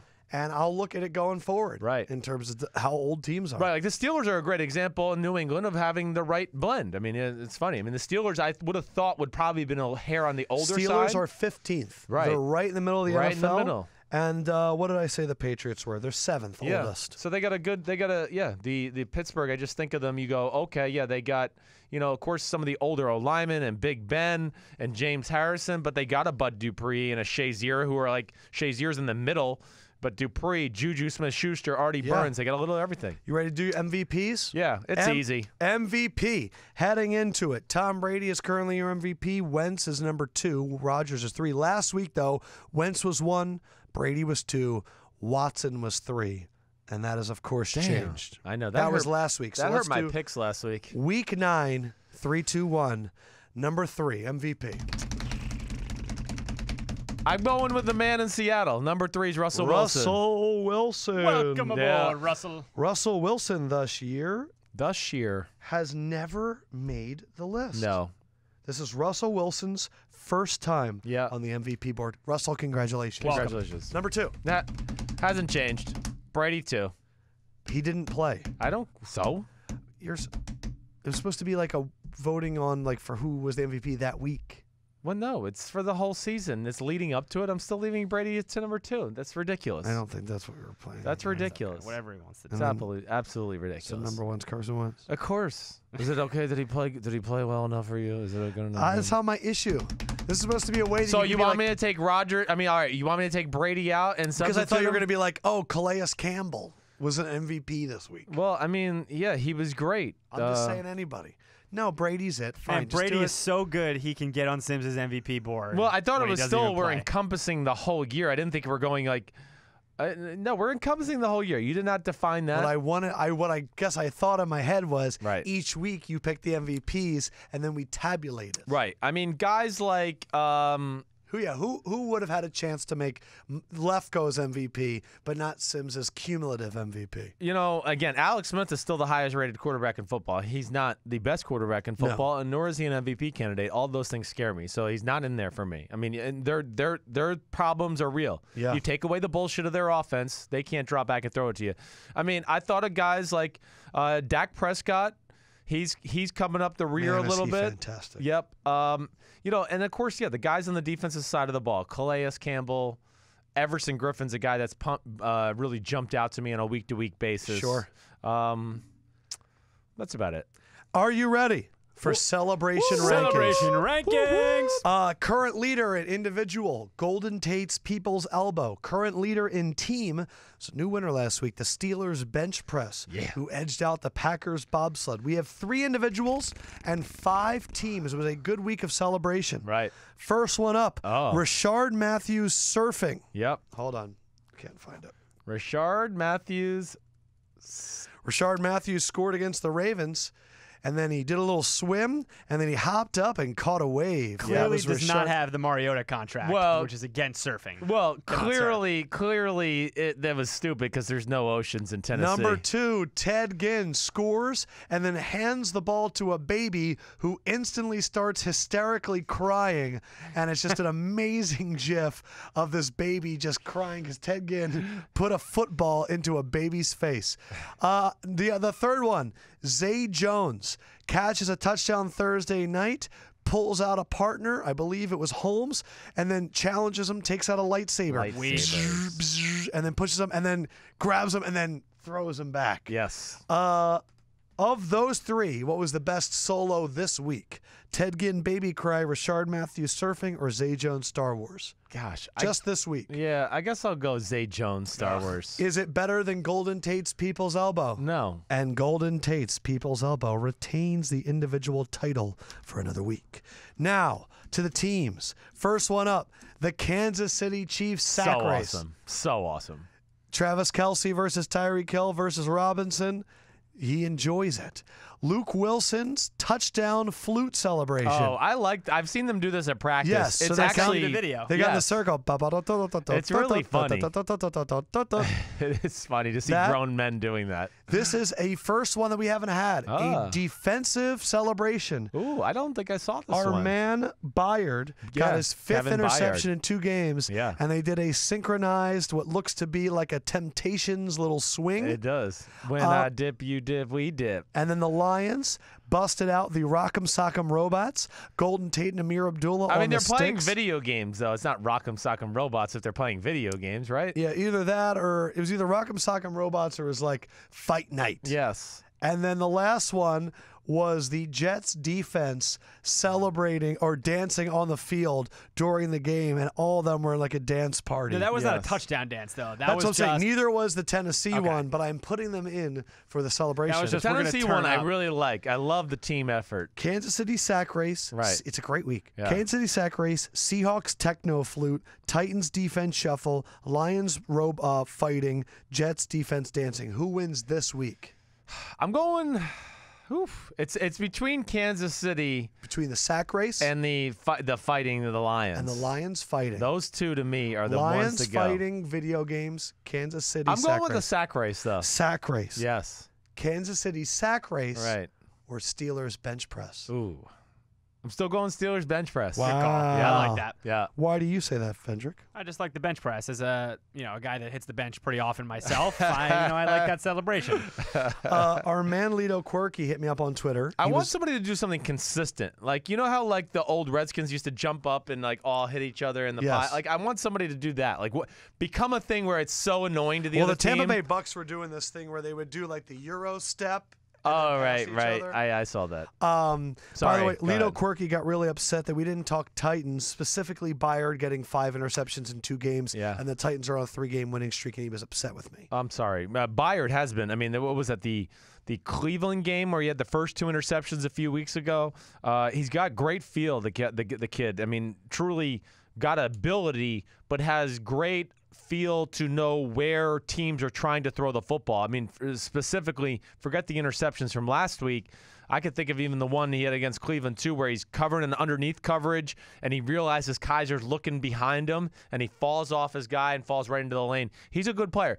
He's in the perfect place, too, to be taught as a safety with Dick LeBeau. That's where Dick LeBeau can really raise somebody's game at that type of position. And, yeah, Tennessee, good football team, not a great football team, borderline playoff team for me. That's where they are. I mean, It's them and the Jags. yeah, it is. And I don't, I give the advantage to the Jags there. Fan stuff. Woohoo! Fan stuff.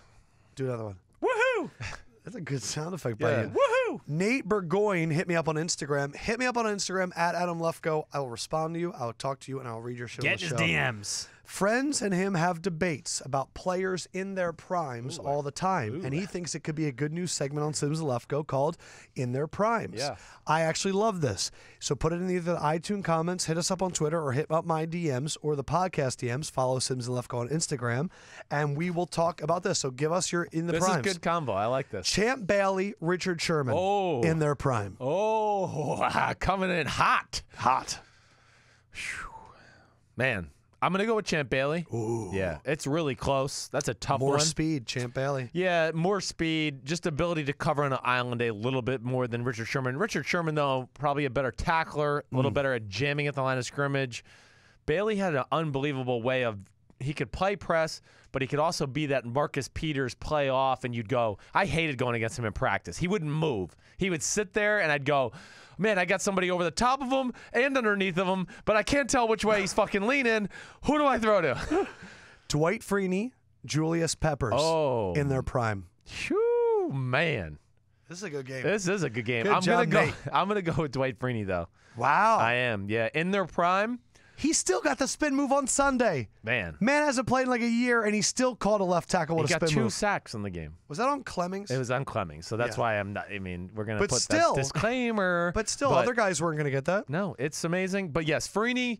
When we played, I played Freeney twice in my career. I wasn't playing either time, but holy shit, you had to devise a game plan around stopping, especially when you went to the Colts and the old RCA Dome. Yeah.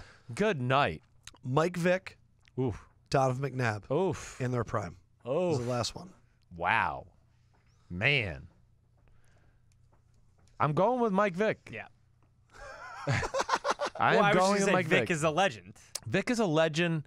Vic was actually a better thrower than Donovan. I think that's where I just thought of. I was like, man, both great athletes, but Vic, if you were open or if he had a little window, he could stick it in there. And as you know, Lefkoe, Donovan, don't get me wrong. He's like, I always say, what's the phrase I use with him? He's the worst great quarterback of all time because, I mean, he like 10-yard curl route in the dirt on his feet. 50-yard lob. 50-yard bomb. 13-second scramble hits the bullseye. on the run. Yeah. Right, bullseye. He was so inconsistent. This one is for you. And This Michael is Vick in person, dude, in his prime, holy shit. It was like watching a video game out there. So. Kai Kindle 98. Yes. This is for Sims.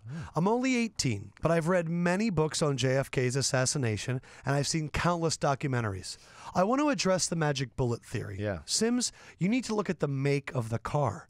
JFK's seats were slightly elevated and more towards the middle. The bullet would have taken a straight path through JFK to the senator. So the magic bullet theory is overblown. He It's the way the government documents it, first of all. He says that you should check out the book Mortal Error. Right. The shot that killed JFK, a ballistics expert's astonishing discovery of the fatal bullet that Oswald did not fire. That he did not fire? Yeah. Oh, he agrees that Oswald didn't fire it. Right. He's just saying, forget the magic bullet theory. Yeah, okay. It would have hit the senator as well. I don't want Okay. you to read another book. It's one of your key character traits that you've only read one book in your life. Yeah, and I'd like to keep it that way. Right, and I'm actually thinking about reading that one again anyway, so Yeah. don't worry. Just What do a you little think about? What do you refresher. think about Kai's? Well, I mean, so basically he's saying he's right. Like, I mean, I don't know if Lee Harvey Oswald had anything to do with it. I know he wasn't just a lone person regardless. And, I mean, all you have to do, hey, maybe the magic thing he's saying, the magic bullet theory, whatever, all that. All I know is this, too, is when you look up at the subject, first of all, his head, right, JFK, it went just like the movie, JFK, back and to the left, back and to the left. And they're still trying to claim that somebody from behind him made the shot, made his head go back and to the left. Even though we saw the front of his head get blown off, right? And I mean this with all due respect to the great President JFK, where his wife went and crawled on the back of the car to pick up part of his head that was there, right? So, yeah, it's really creepy stuff. So obviously someone came from the front. And what's even funny is we've seen the head blow up. Have you ever seen the autopsy pictures No. from the government? No. Well, his head's sewn back together, and there's a little wound on him, like the size of a fingernail. So it just tells you the coup d'etat was real. Kayla, big Eagles fan. Sims said the Dallas offensive line could neutralize the Eagles' D-line, but couldn't that be flipped? The Eagles rotate a lot. Could they be fresh and not get gassed like other teams? Yeah, definitely. There's no I can't wait to watch that matchup. And I would say right now, if these two had to play like tomorrow, your Eagles would have the chance, have the advantage. Yes. Jabiyoko. I started listening in the summer and made my way through all old available episodes. I'm a Wow. regular Good for you. Facebook Live watcher, even if it ends after 11 p.m. Wow. Even thought about watching Survivor. Shout out to Josh. Hey. I love your honesty, your cursing. Greetings from northern Spain. Go Eagles. This is the year. Yeah. España. E-S-P-A-N-A-A. España. Chris Crook from England, the Wow. UK. We're all over the place. We are. Me and my cousins watch the games together every Sunday, and we love to bet, but we never listen to your picks. That's a good choice. What we do listen to is your predictions about which players will go off. Each week, all of us pick a player to go over under their yardage. You kill it most weeks. Lefkoe locks for players over under, a new segment. We do that during the pick show. Yeah. And I think we pick players that we think will do. We should do that tomorrow, Can though. you Okay, prop fine. bet that in Vegas? Is that the real advice you're offering people? Is prop bets? Oh, Maybe. That's like, is he going to have 100 yards in Yeah. the game or whatever? Yeah. Over under. But you're Could be. right. So he wants a little more player specific, like he has a chance to go off. So, okay, Yeah, we we'll can do add it. that in tomorrow. Shout out to Guy Fisher. He's been listening since episode 1. Shout out to the Eagles fan that got a tattoo that says Super Bowl Champions 2018-20. Ooh, baby. Multiple people sent that to me asking if it was me. Wow. So reckless. No. Yeah.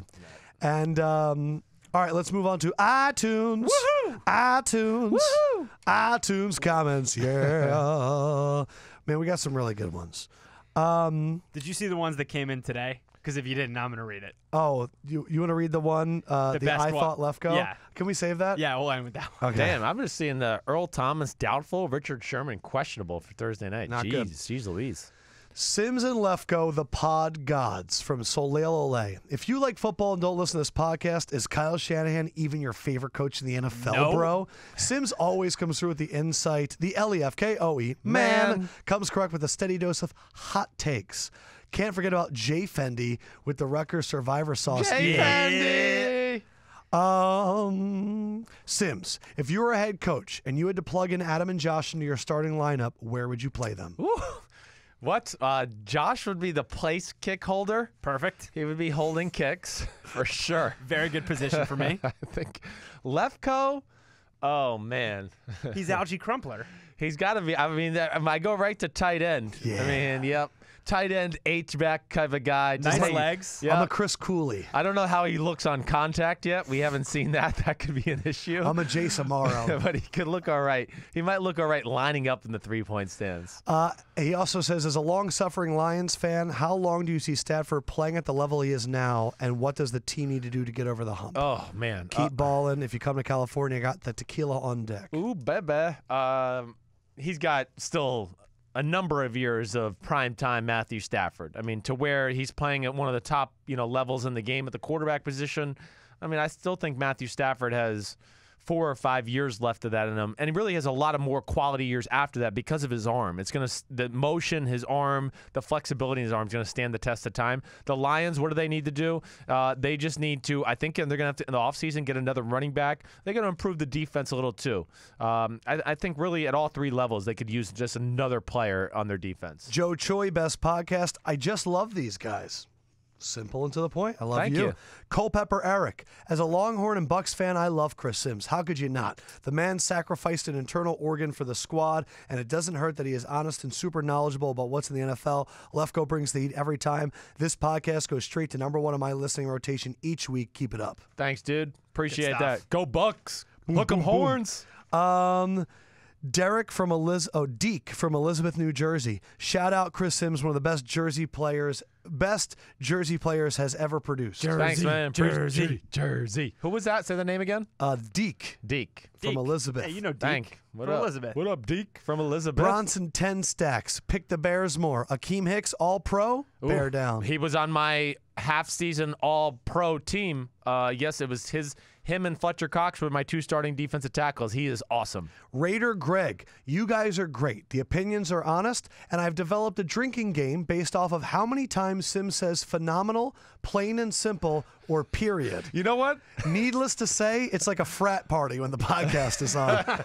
Keep up the good work for Raiders fans over here. I've actually become self-conscious of that lately. Which one? Phenomenal and plain and simple. Plain I've and realized simple? when I've been writing my notes, I want to write it a lot. And when I come home from doing the NBC show in the morning, my wife is usually watching back the recorded because she didn't wake up early enough to see the start of it. And I can hear it, and I say it way too much. I got to get out of that. My question is, why is everyone turning on Carr at this point? Last season, he was an MVP candidate, and in 8 games this year, everyone is calling him overrated. Sims, what is your take? Is Carr the elite quarterback we once believed he was? Yeah, he's still really awesome. He's not playing as great as he was last year, plain and simple. But he is still very good. The problems aren't all Derek Carr. I mean, that's team-wide. Last year, though, let's not forget, I mean, this team wasn't dominating teams. It was a lot of Derek Carr fourth-quarter magic, and they just haven't been able to the ability to do that. And it's still the big thing I'll talk about is the offense was better under Musgrave. But they are close. They're getting closer to where I go. That's another one of my theories. You think Carr wanted Downing? I've heard those rumors. I don't know. You think Winston wanted Cutter? Probably. Do you see what I'm getting at? Well, yeah. Why are you giving these quarterbacks who they want? Yeah. Give them who they need. I don't think Winston was totally on Cutter. I think the whole organization just thought, oh, we need him for Winston. Let's stay with these quarterback questions. Rossman1, best sports podcast there is. I learn so much from you guys every week. I'm a huge Packers fan from L.A. Can you tell the audience why Rodgers is better than Favre? Ooh, Thank y'all. Stay up. Yeah. What up? Stay up, bro. He is better than Brett Favre. Brett Favre, too, is, I mean, he's in that conversation. I would say Brett Favre is probably my number 5 quarterback of all time. I'm going Rodgers number 1, though. And the big reason is this. Both are definitely in the conversation for the greatest arms in the history of football. Both had quick releases. Both could have launched the ball down the field farther than anybody that ever played the game other than maybe a John Elway. He'd be in their class. I'm not saying he's better than them. But the thing that separates Rodgers to me, I think his release is a hair quicker than Favre. His movement is better than Favre. Rodgers is fast, and he has great acceleration, and then he's a gunslinger that doesn't throw interceptions. That's where he separates himself from Favre. Favre is way up there in Oh, my gosh, yes. Another quarterback, Dudster. Love the podcast. Sims and Lefkoe are the Jordan and Pippen of podcast duos. Who's Jordan? Who's Pippen? Come on, you know who Jordan is. All right. And Of I course it's genuinely... me. And I mean, it says Sims and Lefkoe. Jordan and Pippen. Sims and Lefkoe. It's funny. He actually wrote Sims and Lefkoe are the Pippen and Jordan. Fuck you. I genuinely look forward to the new podcast. Are there any similarities in Watson's breakout rookie year to RG3's breakout rookie year? Did you see anything in RG3's game that would eventually lead to his downfall? If so, does Watson have any of those problems? No, I don't. I mean, Good there question, are similarities because of their skill set to a degree. I think the thing that I would say with RG3, that offense that year, we can't underestimate the brilliance of it under Kyle Shanahan and the fact that at that time nobody was doing stuff like that. So it was really the first time some of these college schemes had been thrown into the NFL with that type of quarterback, and they just had so many, as I always say, silver platter throws. They were like, here you go, RG3. There's a wide receiver wide open 20 yards downfield. If you can be an NFL quarterback, you can have a free 20 yards. There were so many of those. Watson's a real quarterback. He can sit in the pocket, go through reads, and consistently make big-time throws, even in tight coverage. Frustrated Giants fans, Dave sorry. Milazzo and Dom. What? How about Dave Milazzo? What up, Dave? who's Dave? Dave Milazzo's, I grew up with the Milazzo family in Franklin Lakes, New Jersey. Well, you haven't commented in a while, guys. Just stopping by to say keep up the good work and voice my concern about the Giants and Macadoodoo. Yeah. Cena lost control of the locker room. I'm embarrassed as a Giants fan to watch them play. His time is up. He needs to be let go. Eli looks terrible. Eli Apple looks lost. And the receivers, and they're just wide open when he's covering them. My question is, do we let Webb start a couple of these games at some point? If we have a top 3 pick, do we get a quarterback like a Mayfield or Lamar Jackson? Most successful QBs in the league are mobile quarterbacks with strong arm. Watson, Wilson, Rodgers. Right. Is Jackson Mayfield or the Wyoming kid possible? The Wyoming kid is the guy that Start I with like the Davis most. Webb. Yeah, Davis Webb. I think the thing is, the Giants are getting close to that territory. I do think at some point towards the stretch, down the home stretch, I would play Davis Webb. I would want to see where he's at. I mean, You think Eli would be okay with losing his starting streak? No, probably not. He won't be. So maybe start I feel Eli like and bring him in? he's already trying to set that up now. I want to keep playing. He's been saying that all week. So I do, though. I think just for the betterment of the organization, you can't let the players run the team, that they need to just see what they got in Davis Webb. Because, yes, if they put him out there for 3 games and go, whew, man, this kid's got some talent. He can make something happen. Maybe you don't waste that top 3 pick on him. So that's where I look at it. But, yes, for me, the guy is still Josh Allen in Wyoming. When I watch him and what he does physically, their team stinks. So, again, it's really hard. But what he does physically, I think, separates himself from everybody else. What up, Dave Milazzo? They were good football players, dude. Dave and Dan. They kicked some ass in Jersey back in the day. That's awesome. NFL Fanatic won most honest football podcast. Sims gives the player's perspective, Lefkoe gives the fan perspective, and Fendrick does whatever the hell he does. Damn right I do. He's flying to Atlanta for Falcons-Cowboys this Sunday. What should I watch on each side of the ball? Falcons O, Dallas D, Dallas O, Falcons D, to get a sense of who is controlling the game. Okay. Well, hey, O-line, D-line matchups are always where I start a game out, right? And this is really going to be the key to the game in a lot of ways. My first key would be this Dallas defensive line, which we talked about earlier in the podcast, can really ruin games. It really can. And the Atlanta offense cannot run the ball with any consistency right now. But the big thing will be they do pass protect okay. So if they can pass protect a little bit against this group, I do think that Matty Ice and company can throw the ball on the Dallas Cowboys. But that's a big if right now because since David Irving's been back, I haven't really seen anybody really stop this crew. They're pretty – Irving is so good. Man, DeMarcus Lawrence is unreal coming off the edge. Like, it's legit. He's definitely one of the best pass rushers in the game. And then the other side of the ball, this is my big thing. Pay attention to the over-aggressiveness of the Atlanta front seven. That's what gets them in trouble. And watch the linebackers and the safety at the line of scrimmage. When they run left, are the backside guys all flying there too? Because if they are, it's only a matter of time before Dak Prescott comes off the backside on a bootleg and gashes him. Or Zeke finds the cutback lane and gashes him. It's one of my problems with Atlanta right now. Way too over-aggressive and undisciplined with some of that stuff. More defense, deaf Canadian. Yo, Sims and Lefkoe. What up? Absolutely love the work y'all do. Hook 'em horns. Hook 'em. Sims football analysis blows these idiot clowns on TV out of the water, and Lefkoe cracks me up with his hilarious yet not so accurate sports betting. Been a fan since day one. Question is the Steelers' defense legit? They have not played a single good quarterback offense yet this year. I would say other than Stafford. Yeah, played Stafford, but that was right up their alley in the fact where they didn't have to worry about a run game a whole lot. The Steelers' defense is legit. I don't think there's any denying that. The big problem is, though, what he said. They concern me still. Against the top teams in football, when they have to play a team that has a good quarterback with a good scheme behind it, and really the interesting thing is in the AFC, there's only one team. That's where so it's going to be about Brady and Pittsburgh. Because there really isn't that great offense. No, there's not. There's not. Now, if he got to the Super Bowl, Pittsburgh, and they had to play a New Orleans or a Rams or even your Philadelphia Eagles, could be trouble there too, just because of the quarterback play, and they have enough offense to expose the zone. More defensive coaching. This is from 848-373G. Lefkoe man for president. Presidente. I'll vote for you right now. Diehard Bears fan in Minnesota back at it again. I remember this guy. I don't know your opinions on the Bears coaching staff this year. I can't give enough praise for Fangio for making us once again the monsters of the Midway. Yeah. I fear he will most likely be offered a head coaching job somewhere else. How likely is it the Bears keep him around, make him a head coach? And what would you guys do given the situation of the controversial Fox #, what does the Fox say? Yeah, what does the Fox say? Okay, so Fangio is amazing. I don't think, even though he deserves it, I mean, the fact that he hasn't become the head coach at this point, it's probably not going to happen. He's going to be a Dean Pease. Yes, he's just a great defensive mind. He's not exactly like the most charismatic person in the world, and I think that's what scares people. He's a true like curmudgeon football coach, but man, is he amazing.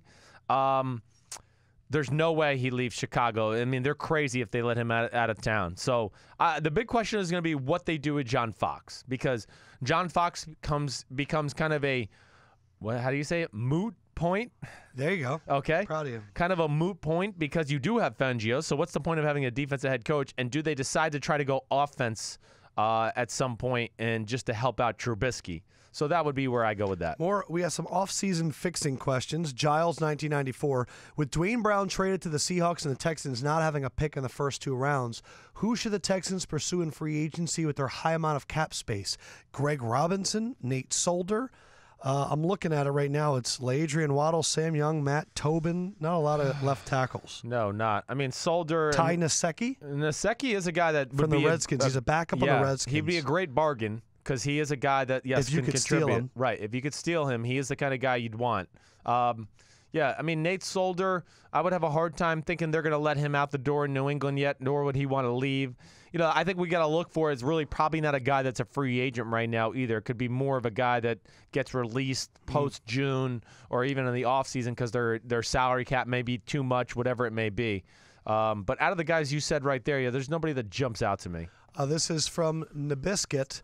Can't beat this podcast. I've been listening since the beginning. It's different in the good ways, with views that mainstream sports networks don't look into or discuss. I'm a Pats fan. I'm a big fan of Trey Flowers, Dietrich Wise, and Adam Butler this season. The D-line always gets terrible reviews for lack of productivity and pass rushing, but it always feels like it's part of the plan from the coaches. That's right. Thoughts on those three guys, and how can you tell if a team is actively rushing the passer or not? Yeah, they are great. Those three guys he just said are the unsung heroes of the New England Patriots defense. I mean, Dietrich Wise, number 91, Trey Flowers, number 98, and Butler, number 70. Again, versatility guys that can do a few different things on the front seven. Bill Belichick doesn't give a shit about sacks. I can tell you that. That is the one thing I learned in my days in New England, or even with Josh McDaniels in Denver. They want to push the pocket. They don't want people to leave their pass rushing lanes. The thing they would always say, D tackles, push the pressure into the face of the quarterback. We want to collapse the pocket from the outside. We don't want the quarterback to step up at the pocket like we see Tom Brady do so well, and then there's nobody in front of him. And Belichick would always say, then it becomes 7-on-7 for the quarterback, and quarterbacks are going to complete passes in this league when it's 7-on-7. So, yeah, they don't give a damn about the sack number. Those three guys, though, been great. Yeah, those three guys have been great. Malcolm Brown, when he's been healthy, has had a very good year as well. And Alan Branch is coming around. Danny Young, Niner Nation, best analysis in football, worst gamblers in football. Yes, sir. Been listening to about 100 episodes now, and he thinks we get better with age. Hey, thank you. Fix the Niners. Oof. If you're John Lynch, Kyle Shanahan, with your 90-some-odd million in cap room and the quarterback of the future in the wings, where are you building through free agency in the draft? Who should the front office have their eyes on? Yeah, gosh, I wish I would have known this so I could have looked at free agency. This is something we're going to get into later. Yes. But what are the key positions? Yeah, the key positions, the offensive line, certainly they need to add a player or two to that group there. A guard-center combination, something in there. The two tackles they got are okay. They're going to have to add another wide receiver to the mix. I think tight end is not bad. Running back, they can pay a lot to our man Justin Pugh. Yeah. They can grab Justin Pugh and Sean Laval. He'd be there. That'd be those kind of guys. That'd be his kind of guys. They're both movable. Mobile. Yep. The defense. Mobile. You know, the defense, man, they need a lot of help on defense. They need another corner. They need another linebacker. You know, even I think they need another true big person in the middle part of their defense. But I don't think the defense is horribly far off. It just they needed someone to go along with Reuben Foster. And then the offense just they need a few more weapons. This one is from Bob Hinkelheim. And when we do the 49ers thing a little bit later, my man Danny Young, we will, when it comes to the offseason, we will do full fixes for these teams. Bob Hinkelheim, love the podcast. You do a great job of breaking down film. You need to talk about Marshon Lattimore more. He's got great footwork and a tremendous amount of fluidity and flexibility in his hips, which allow him to correct mistakes and continuously lock down top receivers game after game. Kid looks great and is having a historically great season, not just for a rookie, but for a future Hall of Fame corner. Well, I mean, who's this guy here? Bob Hinkelheim. Bob. I promise you, I've been talking about him. I don't know if it's always a lot. We do. I mean, and I know I put him on some of my all 22 teams early in the year. But man, no, Bob, he's the real deal. I mean, he's an island corner. He does have Hall of Fame potential. He's already in the discussion for one of the best corners in football. You know why he's good, too? You know how you know he's good? Because Mike Evans couldn't wait to cheap shot him the other day because he was all over his ass and everybody's ass every week. And it's the perfect jumping off point, too, because I'm glad they suspended him. A.J. Green, I still can't fucking believe he didn't get suspended. Right. I mean, he chokehold the guy and brought him down from the back and then punched him multiple times because the guy was talking crap to him. And this is why I love Jalen Ramsey. Did you see his quote today? I did. I told A.J. Green he's soft and weak, which is true. Yeah. Wait, did he say the which is true? Yes. He's amazing. And that's why I like watching him play. He pisses the opposing receiver off on a week-to-week basis. It's so fun to watch. It is awesome. Lattimore doesn't do that shit. Lattimore doesn't, He's not yapping. He's not yapping. Now, he was yapping a little, obviously. It was towards the end of the game, and he was letting them know, probably hey, we're kicking your ass. In the head. Right, and he probably said something. But, I mean, come on. Two more comments. One is a funny one. This one is something that means a lot to me. This is from Falcon Puncher, GOAT. Seriously, and I before I read this, I've gotten a lot of these in different forms of communication, and it means something. Seriously, in all honesty, I thought it was time to invest my time somewhere else. Football was getting old to me, and to be completely honest, I suffer from major depression. Just like environment issues, depression is swept under a rug, like mental health isn't a real issue. Right. I say all this to say that I appreciate the work that Sims and Lefkoe do, not only to be an unbiased football podcast, but throwing some comedy in there to give their listeners knowledge of the game and some hurt sides from laughing so much. Sims making animal noises is the best thing I've heard in quite some time. Thank you for giving me laughter in what seemed like a tunnel in the darkness that never had an end. And thank you for returning my love to football back to me. Go Dolphins. 4-3 never looked so fugly. Thomas. Yeah. Thomas, I want to say this, man, and to anyone out there, I get messages all the time. Dude, you guys help me through my shitty day. I'm depressed until I get to hear your podcast.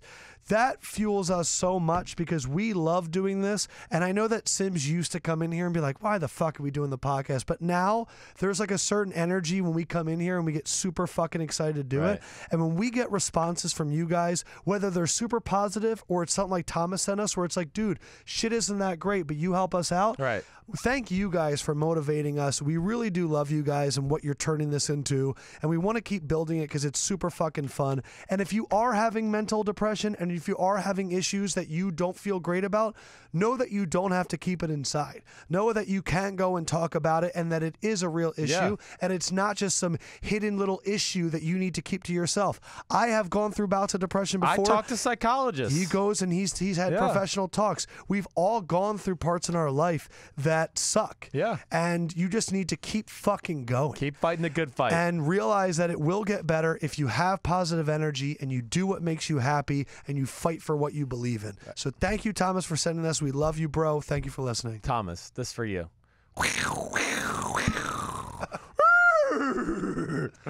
I do have a collab. I do have all of the best ones. God. I'm going to, Thomas, I'm going to put this on the Instagram page. As soon as we get done, Sims and Lefkoe, I've put 6 of my favorite Sims animal noises. It's so good. I got to put it work up. on my hawk noise. Dude. My little girl told me how to do it, so I'll have it ready for tomorrow. Okay, perfect. Thank God. You'll have to pick the Falcons then. And with our last comment, You want to read this one or you no, want me I'd to? like you to read it. All right. My voice is becoming exactly what this guy thought. I woke up this morning and checked my email, and this is the first thing I read. Yeah, what's the Got my title? day started on a great note. 5-star review, hotdog_skin. Title of the review is, I thought Lefkoe was a bald fatty. Been listening to the podcast for a few months and had always pictured Lefkoe as a balding fat guy for some reason.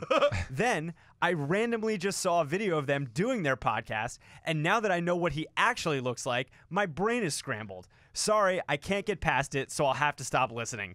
Just kidding. Y'all are the best, and love hearing your takes on everything, including the non-X's and O's subjects, kneeling, player's point of view, etc. I do reject your First Amendment about Rodgers, but other than that, A++ podcast, who dat? Thank you. Thank you very much. Bald fatty. Bald fatty. I have a voice that does not match my appearance, apparently. I guess not. Because the other podcast I do all the time, they say that I sound like a really fat smoker that got divorced. So bald fatty. I don't know what about your voice would indicate that. I don't know, man. My mom, though, did say to me when I got home, she goes, you need to take better care of your voice. Really? Yeah. Really? I don't know. I kind of think it's unique. I think it is too. Yeah, a little unique voice. raspiness. You ever read the articles about what Steve Summers used to do at WFAN? Like during he used to take an elevator downstairs, smoke a cigarette during the commercial, and then come back up. I can believe it. He looks like he's got a cigarette in his mouth 24/7. I mean, So when why I talk to him, I just said that to protect my voice, and you talk about a dude smoking cigarettes when I don't smoke cigarettes. I was just saying because you said that other people say that about you. You're here the whole time. It's on video. You're not. we going need to down have the a elevator. we need to have a 420. I was thinking about that, a 420 podcast this year, though. We do have to have that. Sorry. and discuss marijuana issues in the NFL. Well, I think we need to actually smoke it before we come on and do it, perfect. and tell All right, people great. like we did it. It's 420, happy 420, and just embrace Great. it. I'm looking forward to it. Okay. It'll be a lot of fun. Okay, Let me just see what day of the week 420 is. we're doing a podcast. Fendrick, are you editing this out? No, I'll keep it in. Whatever. Yeah. I've wanted to pitch a show. 420 is a Friday. Well, it's the off season. Marijuana might be legal in New Jersey by the time it's 420. Well, we're in New York. I understand that, but we could take the podcast on the road. We should We just could come go to wherever Connecticut. it's Oh, legal. Connecticut's medicinal. Yeah, you're right. Do you have an update for the fans out there about the lost San Francisco episode? I do. Cam and I went. Did I text you guys? You but did. Oh, yeah. Cam and I went. Cam, one of our other producers here, went on a deep dive last week looking for this podcast. we found the email WeTransfer that it was sent through, but the file has expired. Right. So unless I It can, was never saved anywhere. it was not saved. So unless I can get in touch, that was the dark days of the podcast, man. I don't have very good records. So unless I can somehow recover the file from WeTransfer, the Golden Gate Bridge podcast is forever gone. All right, our picks are coming tomorrow. As always, thank you guys so much for listening. You can follow us on Twitter at Sims and Lefkoe, soon to be more developed on Instagram, Sims and Lefkoe. And then also hit me up on Instagram at Adam Lefkoe Sims. If you want to talk to Sims, message me, Yes. and I'll message it to Sims Right. because his use of social media, as we learned on Monday's show, with you not knowing that you could charge your Minimal. phone in a USB Damn, port. I know. I'm embarrassing. You Unbelievable. know what? I showed my wife that video that you sent me, and she goes, I didn't know you could do that. I need to teach the whole Sims family. Also, if you guys have been watching Sims and Lefkoe videos on my YouTube channel, which is Adam Lefkoe 1, go to YouTube. I post every single video. This episode, 139, will be on there. Our pick show will be on there. Our Monday recaps, always on there. Gonna dominate you the pick show tomorrow. Gonna dominate you. You better, Yes. because I caught up. You big fat bald guy. Shut up. I'm going to go rub my bald head. Guys, for Sims. Peace out, homies. For Fendrick. Good night, everybody. This is the Lefkoe. Man. And we will holler at you mañana. See ya.